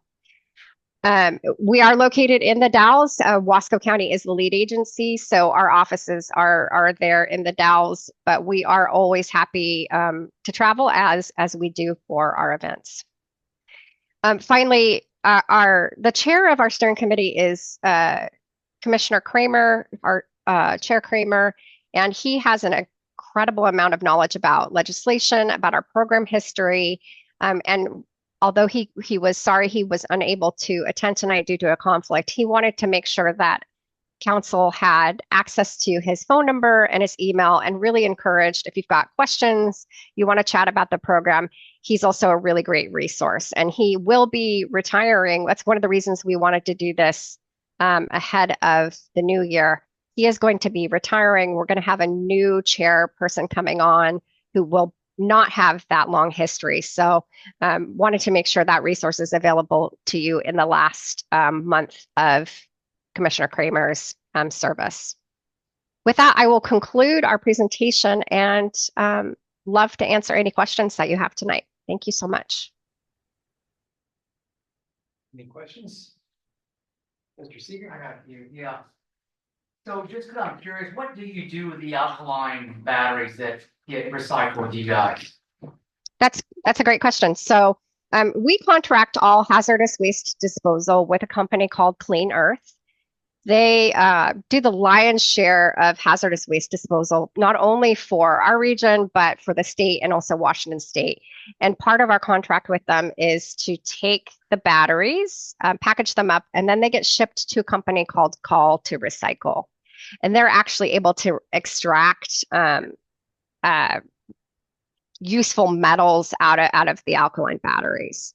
So it does get recycled. Very cool. Thank you. I got 2 more. So plastics recycling is often criticized, in media and different forums. And I'm curious, I'm guessing what percentage of the plastic that are, our neck bottles, because it's kind of limited, but what we do turn in, can you give us an idea of what percentage of that is actually turned into another product versus ending up in a landfill due to contamination? I hate to put him on the spot, but I will actually defer that question to your next presenter, Mr. Winterbottom, who actually manages recycling for the region. He'll be able to give you the stats and statistics on actual recycling. Our role is really to help support Waste Connections and education and outreach. And so I couldn't tell you exact numbers. Okay. And then I was kind of curious on, in that commodities market for recyclable goods, what's the most valuable to the least valuable in price per pound? Is that another question? Okay. I'll save that. Thank you. Thank you. Any other questions? Well, Kelly, Christina, thank you very much for your presentation. Thank you so much, Council, for having us tonight. We really appreciate it. Thank you, Council. 7D, under garbage, Mr. Winterbottom. Good evening, Mayor. Good evening, Council. Thanks for your time tonight. Should I answer the questions that were brought up on the recycling side first, real quick? If you got them, yeah. So the residual of a commingled sort, which is tin paper plastic that's ran down the PIC line, whether it's photocell, robotics, or humans interacting with that. The residual of the whole mix is about 15%. So every 100 pounds it goes down, about 15 pounds ends up coming back to the landfill. Okay. That's a generic number. 85% Is is pulled repurposed out. somehow. Okay. Yeah. And then right now for cardboard, it's other than metal, cardboard is the most valuable, which has a positive number of $52 to $55 a ton. Once it's transported to a processor in Portland or Vancouver. And the least economical is commingled, the tin paper and plastic. We're paying $55 a ton to get rid of it at minimum. So. And they do use that for something, and there's this post-consumer. Yeah, so once they run it down the belt, they're gonna grab the high fiber, the cardboard out first, and then any quality paper. Then the magnets hit the aluminum and steel, and then the plastics get pulled, and then everything else just goes off basically. So are the plastic neck bottles actually more valuable as commodity than that mixed paper you're talking about? Oh yeah, ones and twos, yeah. Huh. So there's a real market out there. There is. They're grabbing those up and turning those into fiber or whatever they do with them. And then when the RMA comes into effect July 1st, 2025, and that uniform statewide list that she was referring to comes out, it's gonna broaden and enhance the material that gets thrown into the cart. Right. So you can guarantee that, I mean, I just heard it literally like last week, 100% of the plant just ends up in Malaysia. You know, that's false. All That's a flat out a false The statement. two processors we deal with don't even export internationally. It's all It's domestic. all done staying right here. We Thank learned you. our lesson in China back in 2017. Right. And repeat, I'm sorry to me, so cardboard, yay, you're making money, or no, you're not? Well, it's worth 45 a ton, so it's a positive number. By the time I collect it off route, take it back to the transfer station, unload it, load it into an open top trailer, hook my tractor to it with a driver making wage, travel to Vancouver, I get 10 tons to 12 tons per load. So at $450, it pays for my fuel to get there and back, basically.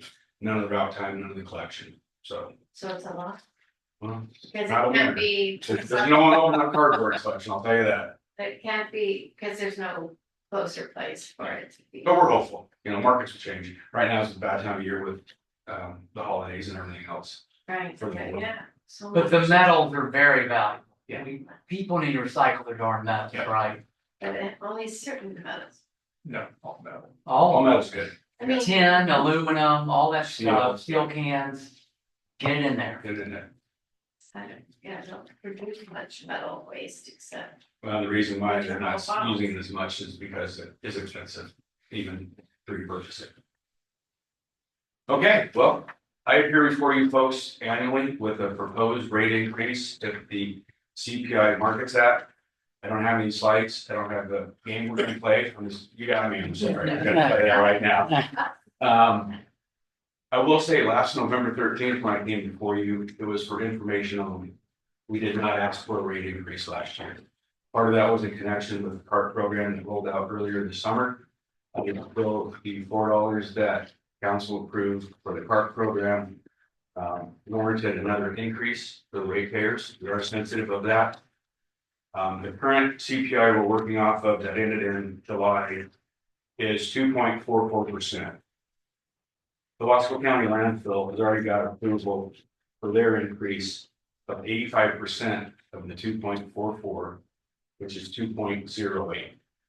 And that's what we asked for as well.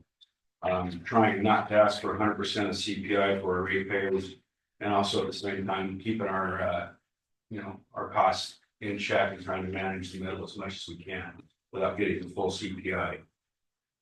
If you look at a customer now in Cascade Locks, it has a 35-gallon cart for trash collected weekly.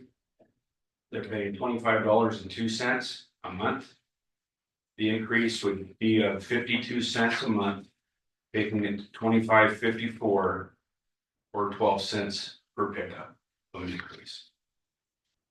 On the larger 65-gallon trash cart, they would see an increase of $1.04, which is just double that of the 35, or it would be an increase of 24 cents per pickup. Both those rates include the 95-gallon recycle cart being collected every other week. On a commercial container, if you will, also known as a dumpster, a 1.5-yard container picked up once a week is currently $127.72 per month. That service would see an increase of $2.65 per month, or 61 cents per pickup.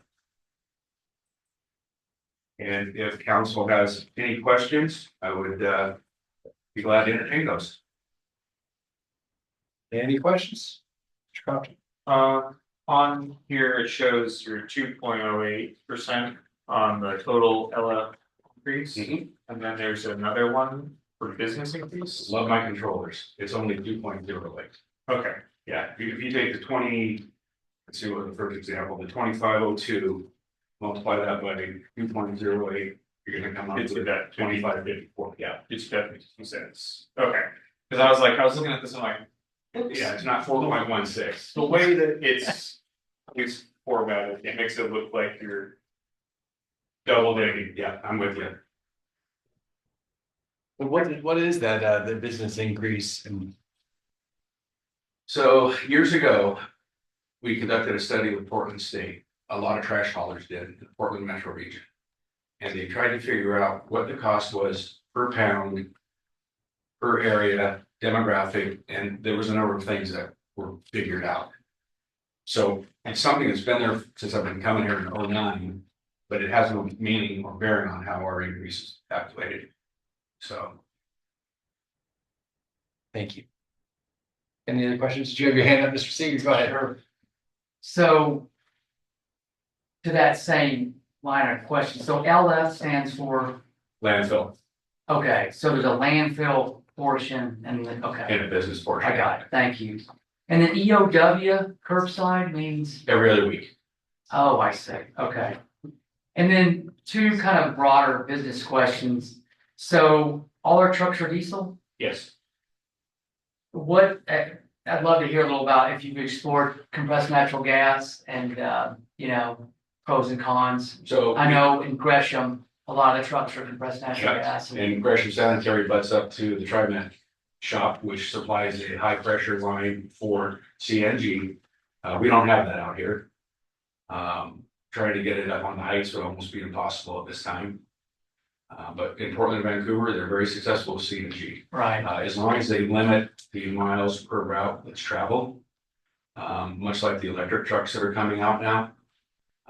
One of the disposal companies over on the west side of Tualatin had the order to electric trucks. Deploy an EV, huh? Yeah. Wow. That, a little bit over $1 million per vehicle. And then with these new systems where you can, it's got the mechanical arm to lift it up in there. Automated? Yeah, I mean, one of the things you'll see in more kind of, evolved trash services, they weigh it. So you can do demand pricing. Sure.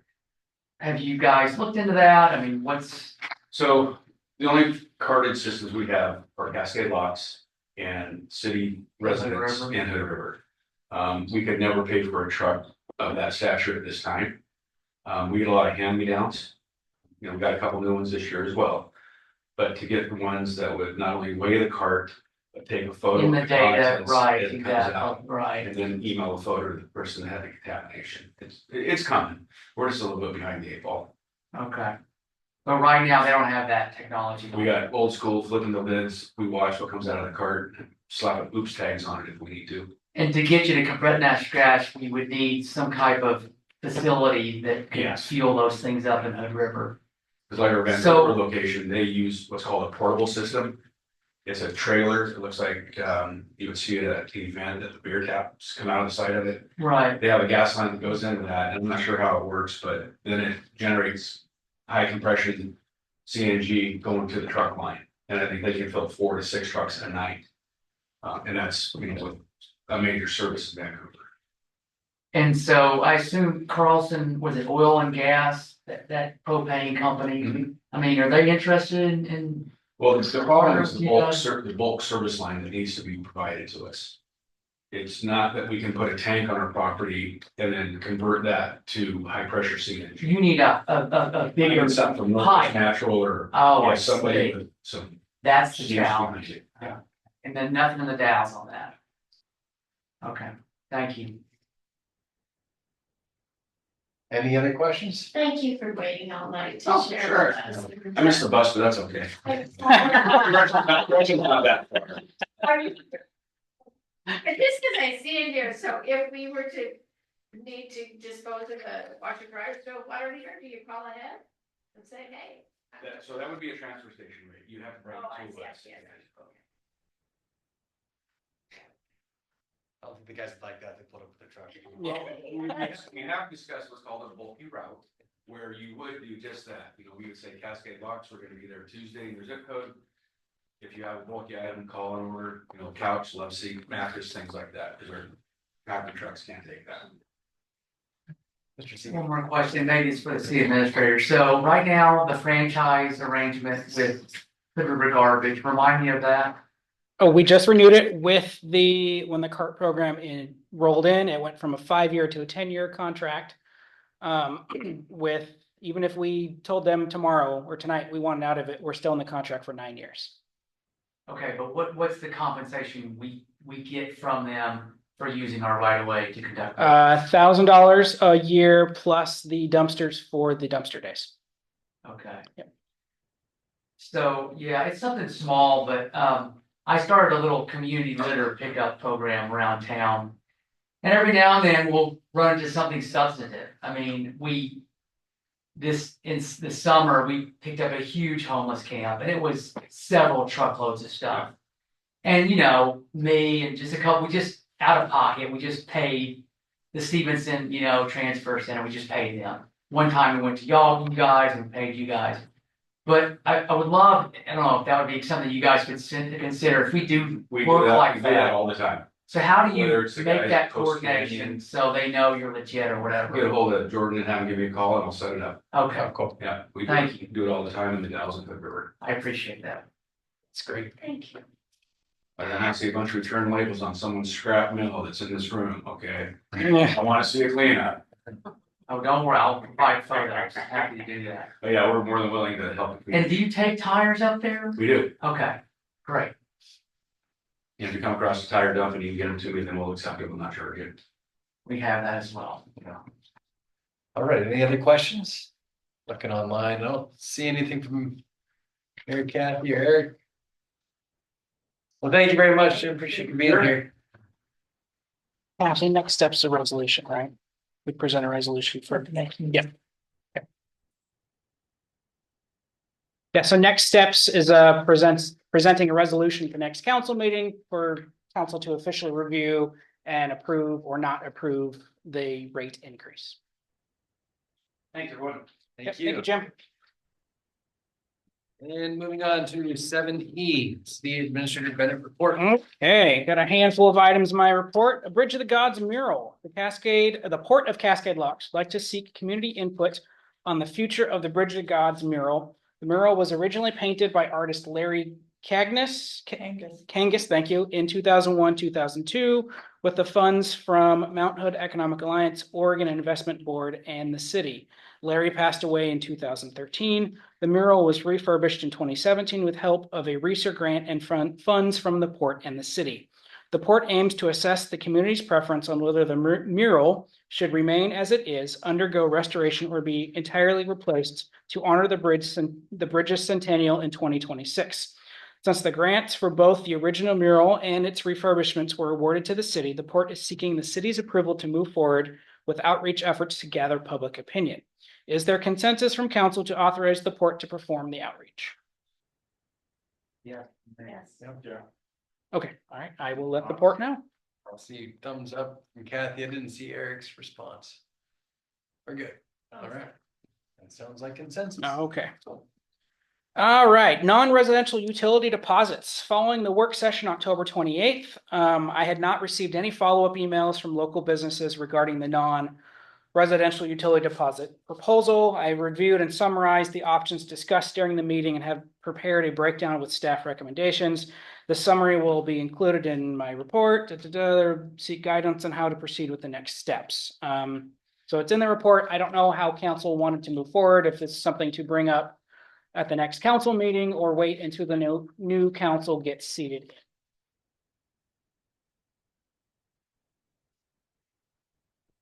Thoughts? Well, I've done some more homework on this, and I'm leaning towards a policy similar to what the Salt River Project has set up. They're a utility in Arizona. They wrestled with the exact same thing we wrestled with and came up with this idea of, looking for my notes here, here we go.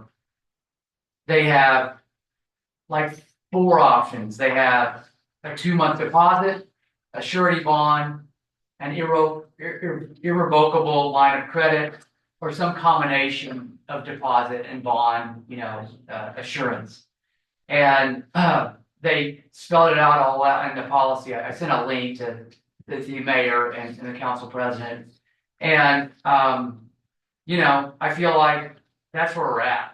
The only thing that I think maybe would deserve some more conversation is these really large utility customers. Yep. Which is this, it would be extraordinary commitment if they were to choose, the 2-month deposit. And I'm really curious to wonder if we don't have, a shortened billing cycle for those guys, so they don't get too far ahead down the road before we're potentially handing a huge electric bill on their behalf. So that's the one thing that I think is worth more research. But for your standard run-of-the-mill commercial public utility account, I feel like you give them those 4 options and we run with it. And, that's where I'm at. I heard that as well, and everybody was here. The man from Bear Mountains kept saying about the multifaceted. And it sounded like the smaller businesses are like, maybe this, maybe that. So I like. And a combination. Maybe you give us 1 month and then you do the remainder in a surety bond or this ILOC. And Bear Mountain gentleman, I thought he said, what if we paid on a weekly basis? Again, for a big customer, I think that's worth examining. I would understand staff impact. I don't know if our software can do that. I need to look more into that. Because big customer then, what is that shorter period? Could it be every 2 weeks? Could it be? Yeah, the other idea is that they kind of pay ahead. So they always have a credit on their balance of X dollars, kind of reflective of a typical month's billing. And then when it's due, they then pay ahead for the next month. If they maintain that credit, then I feel like we are protected from them, being irresponsible customers. Anyway, there's a couple ideas that I think are worth examining, and that's where I'm at. Okay. But it's a big conversation. Yeah, again, I didn't know if something this council wanted to tackle or let the next council look at it, possibly another work session, so. Well, I'm on next council, so I'm happy to do it now. It was just kind of hanging out there, so I wanted to bring it back in for. Sure. To finalize this. We need another work session though, don't you think? Maybe. Yeah, I think you should wait till the next council. Yeah. I'm good either way. Yeah, I feel like we've waited this long. I don't think it's a real big deal to wait until the next council meeting. And I think there's repercussions in this that we should involve them in the decision-making process. I mean, the next council in January. Yes. Not the next council session. No. We have one in December? Yes. Yeah. Okay, thank you. Small Cities Region 8 meeting. Cascade Locks is hosting the 2024 Q4 Region 8 Small Cities Meeting on December 19th. And I provided a link. It's free. It'll be in this room. There'll be lunch. Given the time of year and possibly the weather, it might be a lot of virtual attendees and not so many in person, but we are hosting it. So, update on the audits. So the status of the current audit, which is fiscal year 21-22, is about 85% complete.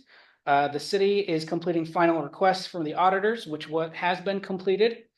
Auditors will have a first initial audit completed by Friday, November 29th. The initial audit will then be reviewed by 2 additional staff from the audit firm. A draft audit will be provided to the city by Wednesday, December 11th. The city will draft the management discussion and analysis portion. Auditors will finalize the audit for submission to the state by Friday, December 20th.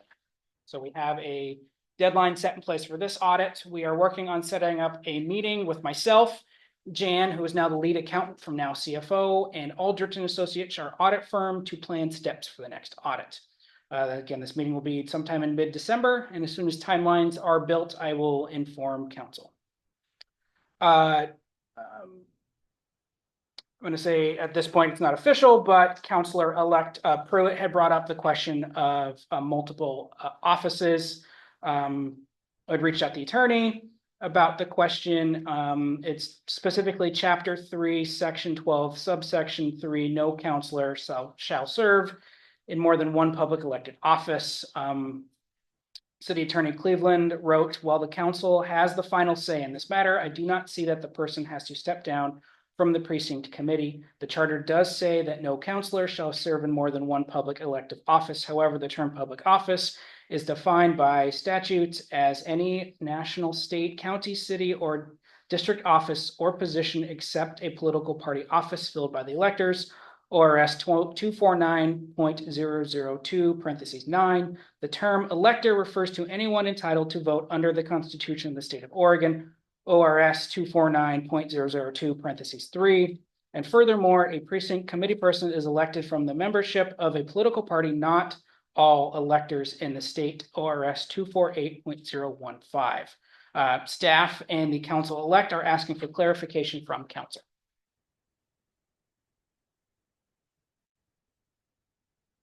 Oh, I see it.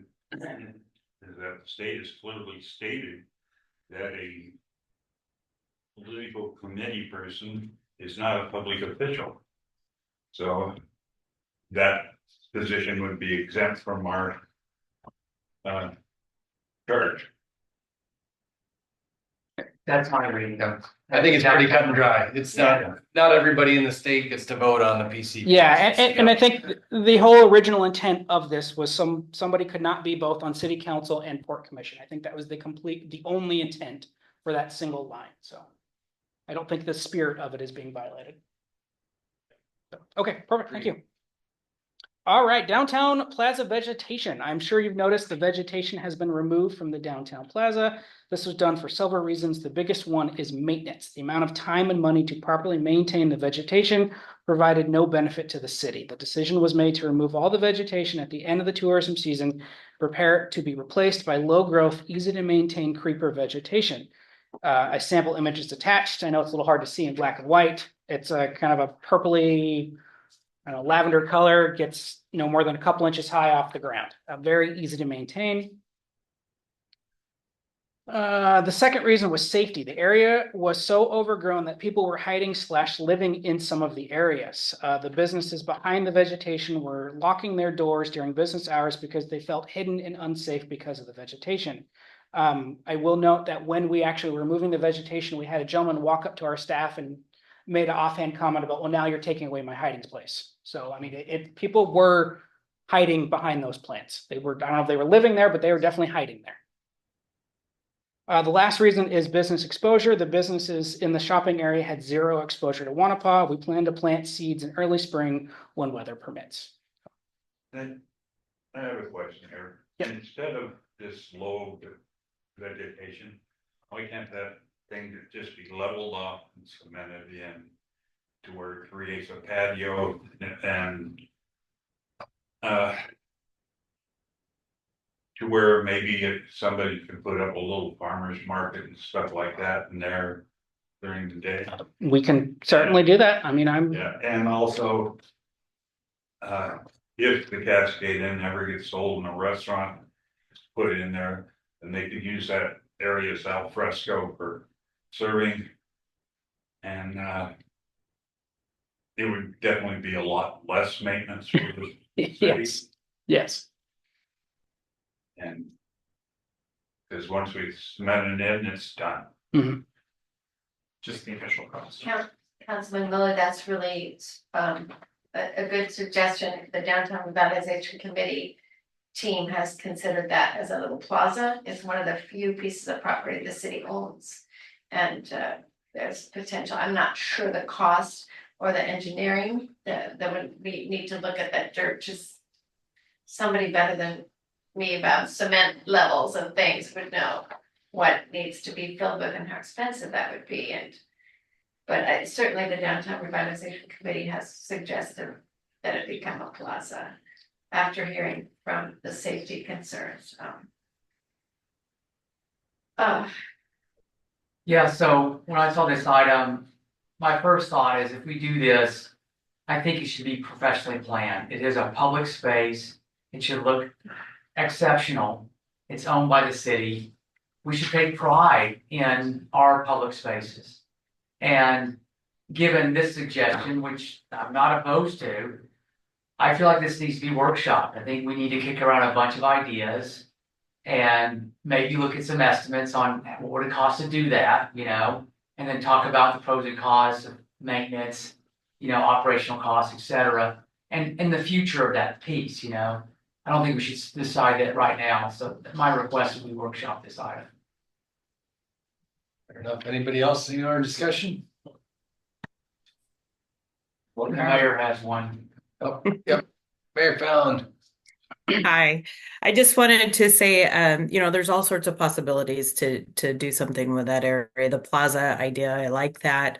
I know the business owners back there were very, very appreciative for getting all that trimmed back. There was so much broken glass, drug paraphernalia, all sorts of stuff. And so the owner, Tiffany, of the hair salon, she's very, very appreciative of it. So thank you, Jordan, for getting that cleaned up and removing a hiding space. For the plaza, there was one city that they sold the bricks. And so that's one way they funded it. So people could get the bricks autographed, and that was a way to get your plaza in. So it's just one idea, but I do agree that, if we're going to do it right, and then also have a work session on it. Not this year, though. So leave that for the new council.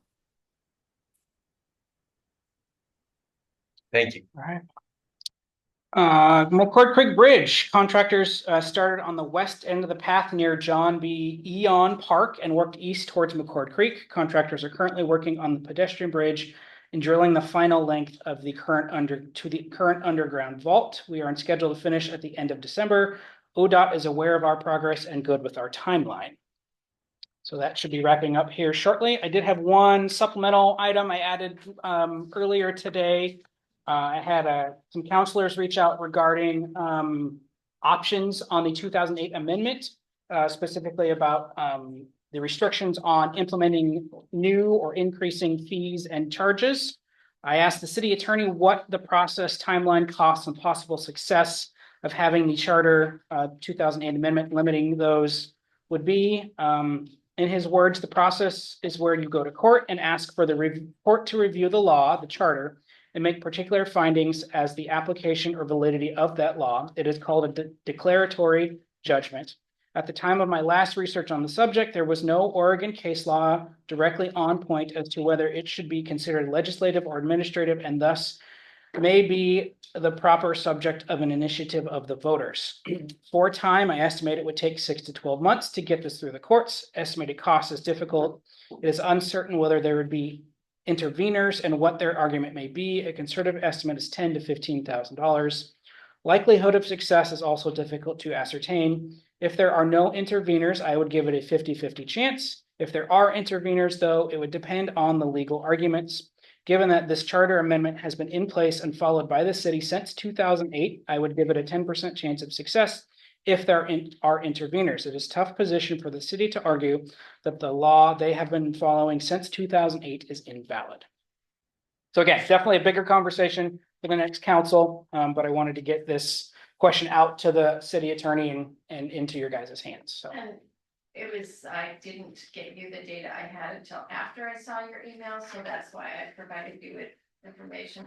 It did share 2 cities that have gone through judicial review, Sheridan and Cruz Bay, and I'm hoping that you'll share that with Ruben and see if we. Yep, I already forwarded it to him. Thank you. Yep. Thank you. So again, definitely a bigger conversation, because that's a commitment right there. So he didn't put in this email when I talked to him on the phone. He said for him, he would recommend putting it back out to a vote instead of doing a complete charter update focused on just that one paragraph. So that was his recommendation. Thank you very much. That's all I got. Mayor and councilor comments. Hang on, I have a question. Oh, sorry. Go ahead, Mayor Pound. Sorry. Jordan, do you have an update on where we're at on finance director or community liaison applicants? And where we are at that? Community liaison, we're still reviewing applications. Finance director, I have interviews set up for December 10th. Okay, and when do we expect to get a decision on the community liaison? Like how many? Not sure on that one. Hopefully within probably next week, now that we're in Thanksgiving, so. Okay, great, Yep. thank you. Can you tell us how many candidates have applied for both? Oh, for finance director, a dozen. We've actually gotten quite a few. Community liaison, I would say half a dozen. Somewhere in there. Yeah, I don't. That sounds like quite a few more applicants than last time we posted the finance director position. Yes. Oh gosh, yes. Yeah, I don't think we got any last time we posted it. It's also, even though it was only a year and a half ago, it's a very different job market right now. So. That's very good news. Yeah. All right. Well, any other comments on the city administrator report before we move on to councilor comments? Right. Mr. Compton, you want to get started? Sure, I just want to thank staff for everything they do and all your wisdom and everything, and don't have a whole lot to say today. I'm glad that we got the ordinance adopted for the STR operations. That was a big win. I think we needed to get that in and done so that when January rolls around, we are having safe short-term rentals. Mr. Seeger. Thanks. So just want to say congratulations to, assuming it gets certified. We're close for, Councilmember Pruitt-elect, Councilmember Bump, and, Mayor Wood. We're close. And assuming that all goes, I wish you all the best. Looking forward to working with you guys, and, we got lots of things to work on, so it should be fun. At least I hope it will be. Let's see. You know, the one thing that I want to propose for the new council is that we do a retreat. I think that would be a good opportunity for us to spend some time and talk about the priorities of the city as a new group. Review some of the things we've been working on, you know, and I have a design idea on how this would flow, but I just want to, I guess, open up that item for y'all's consideration. Once we get seated and we start to get to work, I think that would be really helpful for us to chart our new path and be successful in the priorities we set. I sent the city administrator and the mayor and council president a chart, this kind of audit monitoring chart. And I would love to get support of the council that we get that in the weekly update. And it's very simple chart. It just shows the audits, when they were supposed to be due, what their current plan is to be due, you know, and then what percentage they've done.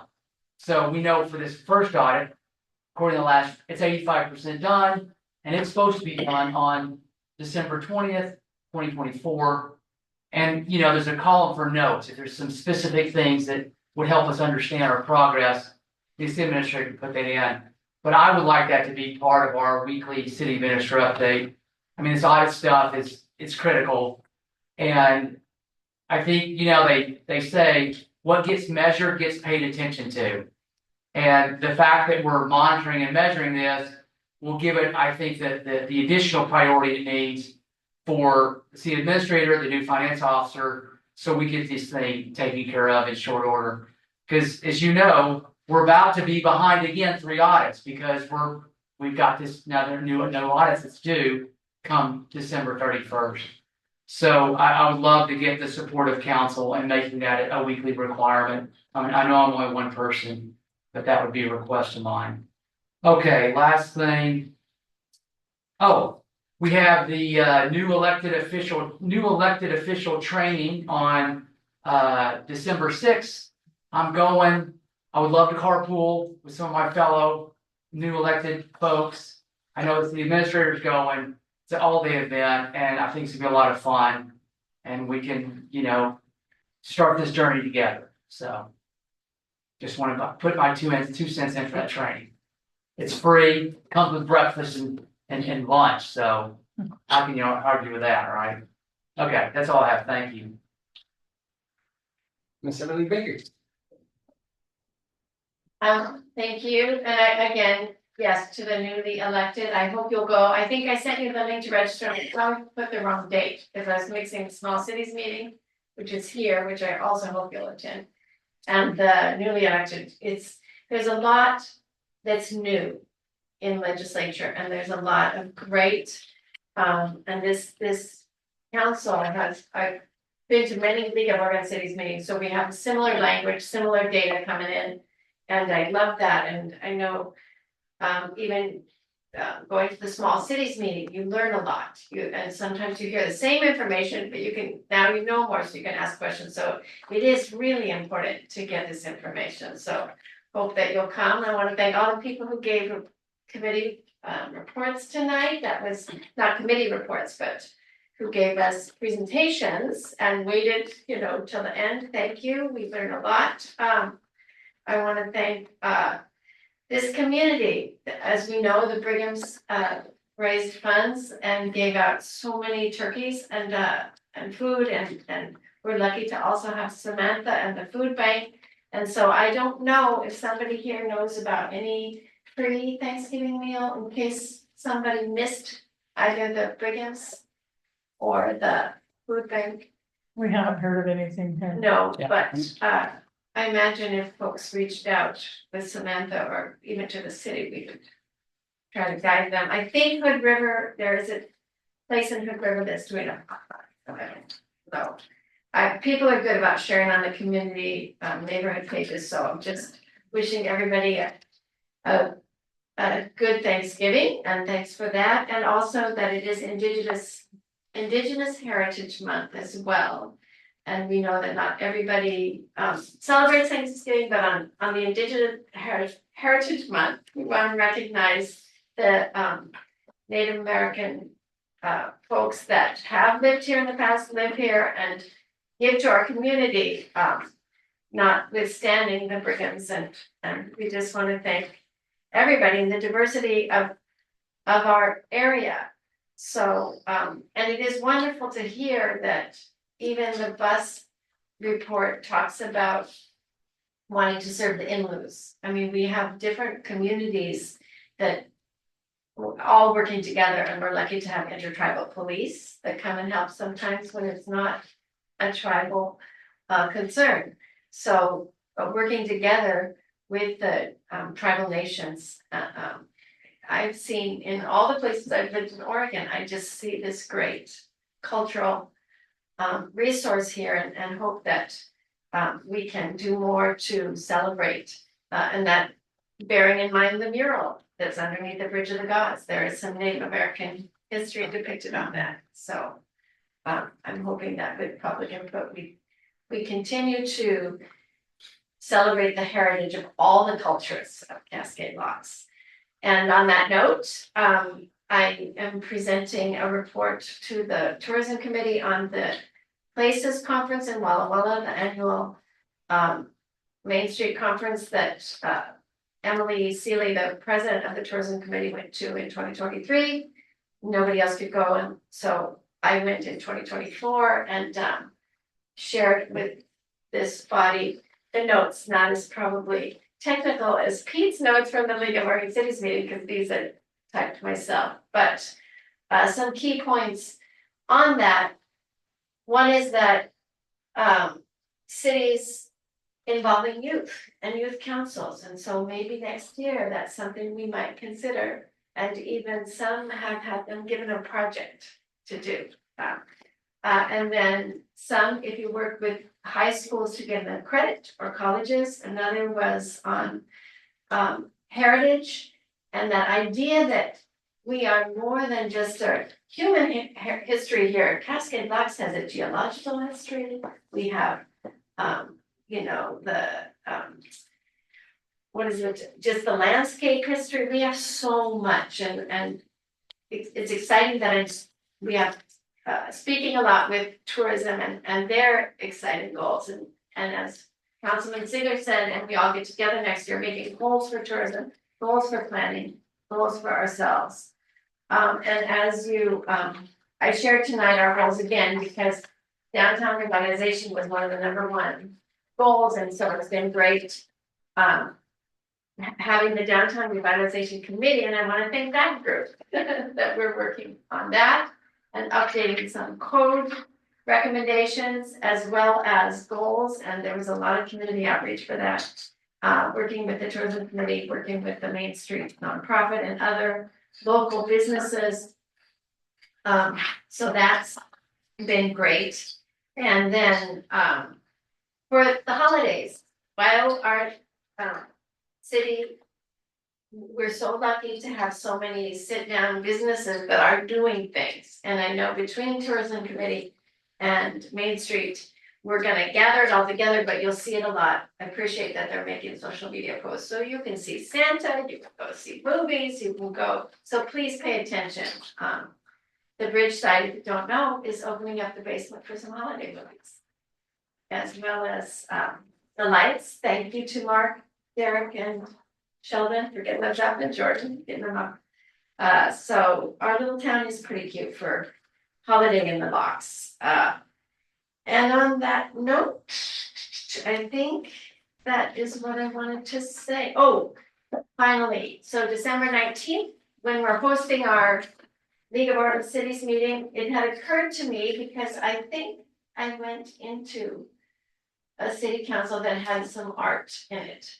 And then I Googled and I found some more, that it might be nice to have, you know, to show off something. But as I suggested to the mayor and its administrator, it came to my attention that, you know, it's not one person's decision. So I don't know if this body, apparently we have a quilt that the elementary school made for us, or.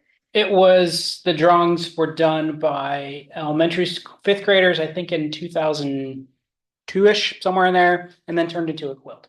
And it, when Jordan showed to me, it's quite lovely, and I don't know if we would want student art, if we want the buildings I've seen, and I can share with you photos, they had local call for artists, but if y'all think hanging the quilt would be nice, or, you know, I mean, I start to think we're inviting all the small cities of Region 8 here.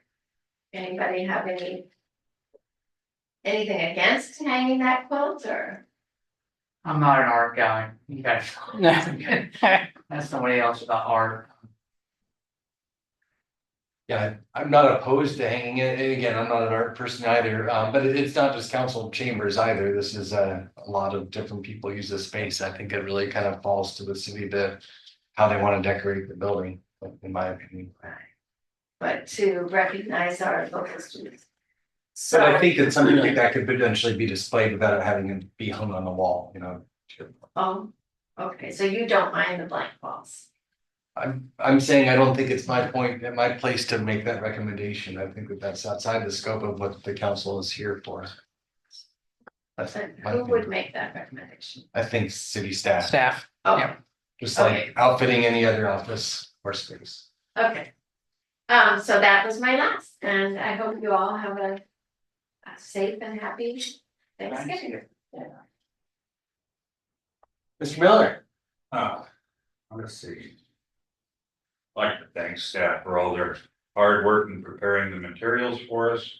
And congratulate Brenda, Mary Ann, and Tiffany for their wins.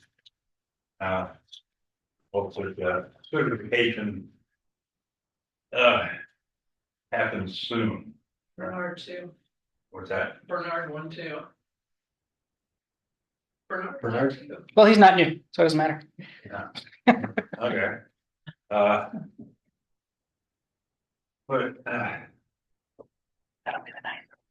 I'm gonna be Maybe. happy to move on to different things. But I will still be here, but I'm not gonna learn to knit. Oh, come on. That's it. All right, and I just want to say, start by saying, loving the speed sign on Wanapa. Got our new sheriff's deputy. I don't know if that was her initiative. That was all her, yeah. And since she stepped into her position relatively recently, she did go to the elementary school, but kids there, she's been doing a lot of outreach. I reached out to her and she called me right back. I haven't connected with her, but she just seems like she's working hard for our community already. Incredible voter turnout. I think it's really amazing how many people have voted in our community. It really shows how involved and engaged our community is. And congratulations to Ms. Wood, Mary Ann, and Tiffany, as well as Mr. Seeger. Tomorrow we'll get the final update from the county, which will include any challenge ballots. I think so it's a very close race, but I think it's we'll see how those all turn out. Audits, I'm supportive of what Mr. Seeger proposed with the progress percentage. I think that's similar kind of to the way that we see that when we're signing checks and we look at the contractors and they're billing us, there'll be a line item, and I'll say how far along they are on each of those line items, and that's how much we pay them. I think it'd be great. This is a top issue. One of the things I really enjoyed about this campaign was going out and door knocking and talking to people, and we all heard it. The number one concern from everybody that we were chatting with was finance, and people are aware that we're behind on our audits. I think more regular updates would be appreciated by me on council. Can't speak to everybody else, but I think that would be really helpful. And I think it would put a little bit more pressure on the auditors as well, because they know that we're watching them. Elected official training, I won't be able to attend that, but I know that it's incredibly valuable. And I hope that for those of you that are going to be attending, please take notes. And I think it'd be beneficial for the rest of us that aren't able to attend. If you're able to share your takeaways with us, I think that would be a way that we can work together so that we all can benefit from that training, even if we're not able to go. And then Ms. Wood, thank you for your comments on the yard debris issue and the timing. Have we, not to put you on the spot, Mr. Bennett, but is that something that we've thought about or considered how to address? I could talk to staff, see if an alternate date is possible. Because I think that we've got so many leaves. I would be willing to volunteer to stand down there to help people get their yard debris, if that helps out any, we have a lot of leaves and stuff in our town. I know they all fell, like Yeah. just like 2 weeks ago, they all came down, and they're all down now. So Yeah. it's just unfortunate timing that it worked out this year, that when all the leaves fell, we've got no trash pick or yard It'll be every year. collection. Third Thursday is Thanksgiving every year, so this won't be just this year problem. So something to think about for next year as well. And that's all I've got. And then Mr. Keller. I feel like everything I was going to talk about was already said. I can concur on the congrats to the new members of the council, concur on the yard debris discussion, and that's about it. Have fun. And Mayor Fallon. Hello. First of all, thank you to staff, Jordan, at getting us all our paperwork and everything all in order. Kathy for being here late at night too. So, also, thank you, Councilmember Happy, for running the meeting. I'm traveling this week, and so I'm really thankful that my internet, it's been going in and out all day, so it held through, so that's great. But, and then also thank you to Brigham Fish Market for donating all the turkey dinners. That's amazing. And then thank you to everyone who donated to them as well to help support that program. Also, gosh, reminder for the newly elected training class. I hope everyone who's newly elected does attend that. It is very, very important to learn all the ins and outs of newly elected officials. Even if you've served on before, it's always good as a refresher if it's been a while, because a lot of things have changed. Also, reminder, small cities meeting on December 19th. Once again, we'll see. We'll get a head count a few days before, so we'll figure out how many are coming. Thank you for the presentation, Gorge Transit presentation. Done very, very well. A lot of fun facts on that. Tri-County Hazardous Waste, another good presentation. Appreciate everything that they do. And Mr. Winterbottom, thank you once again. To go up 12 cents per pickup is really quite generous. I know fuel costs have gone up more than that percentage this last year, so very, very appreciative to him. And that's it. Just want to wish everybody a very happy and blessed Thanksgiving. If you're traveling, be safe, and that's it. Thank you. We got a motion to adjourn. You'd like to adjourn? A second? Second. And moved and seconded. Roll call vote. Councilmember Miller, Aye. Councilmember Emmerling Baker, Aye. Councilmember Seeger, Aye. Councilmember Keller, Aye. Councilmember Crumpton, Aye. Councilmember Happy, Aye. Mayor Fallon. Aye. Motion passes. Adjourned. Thank you.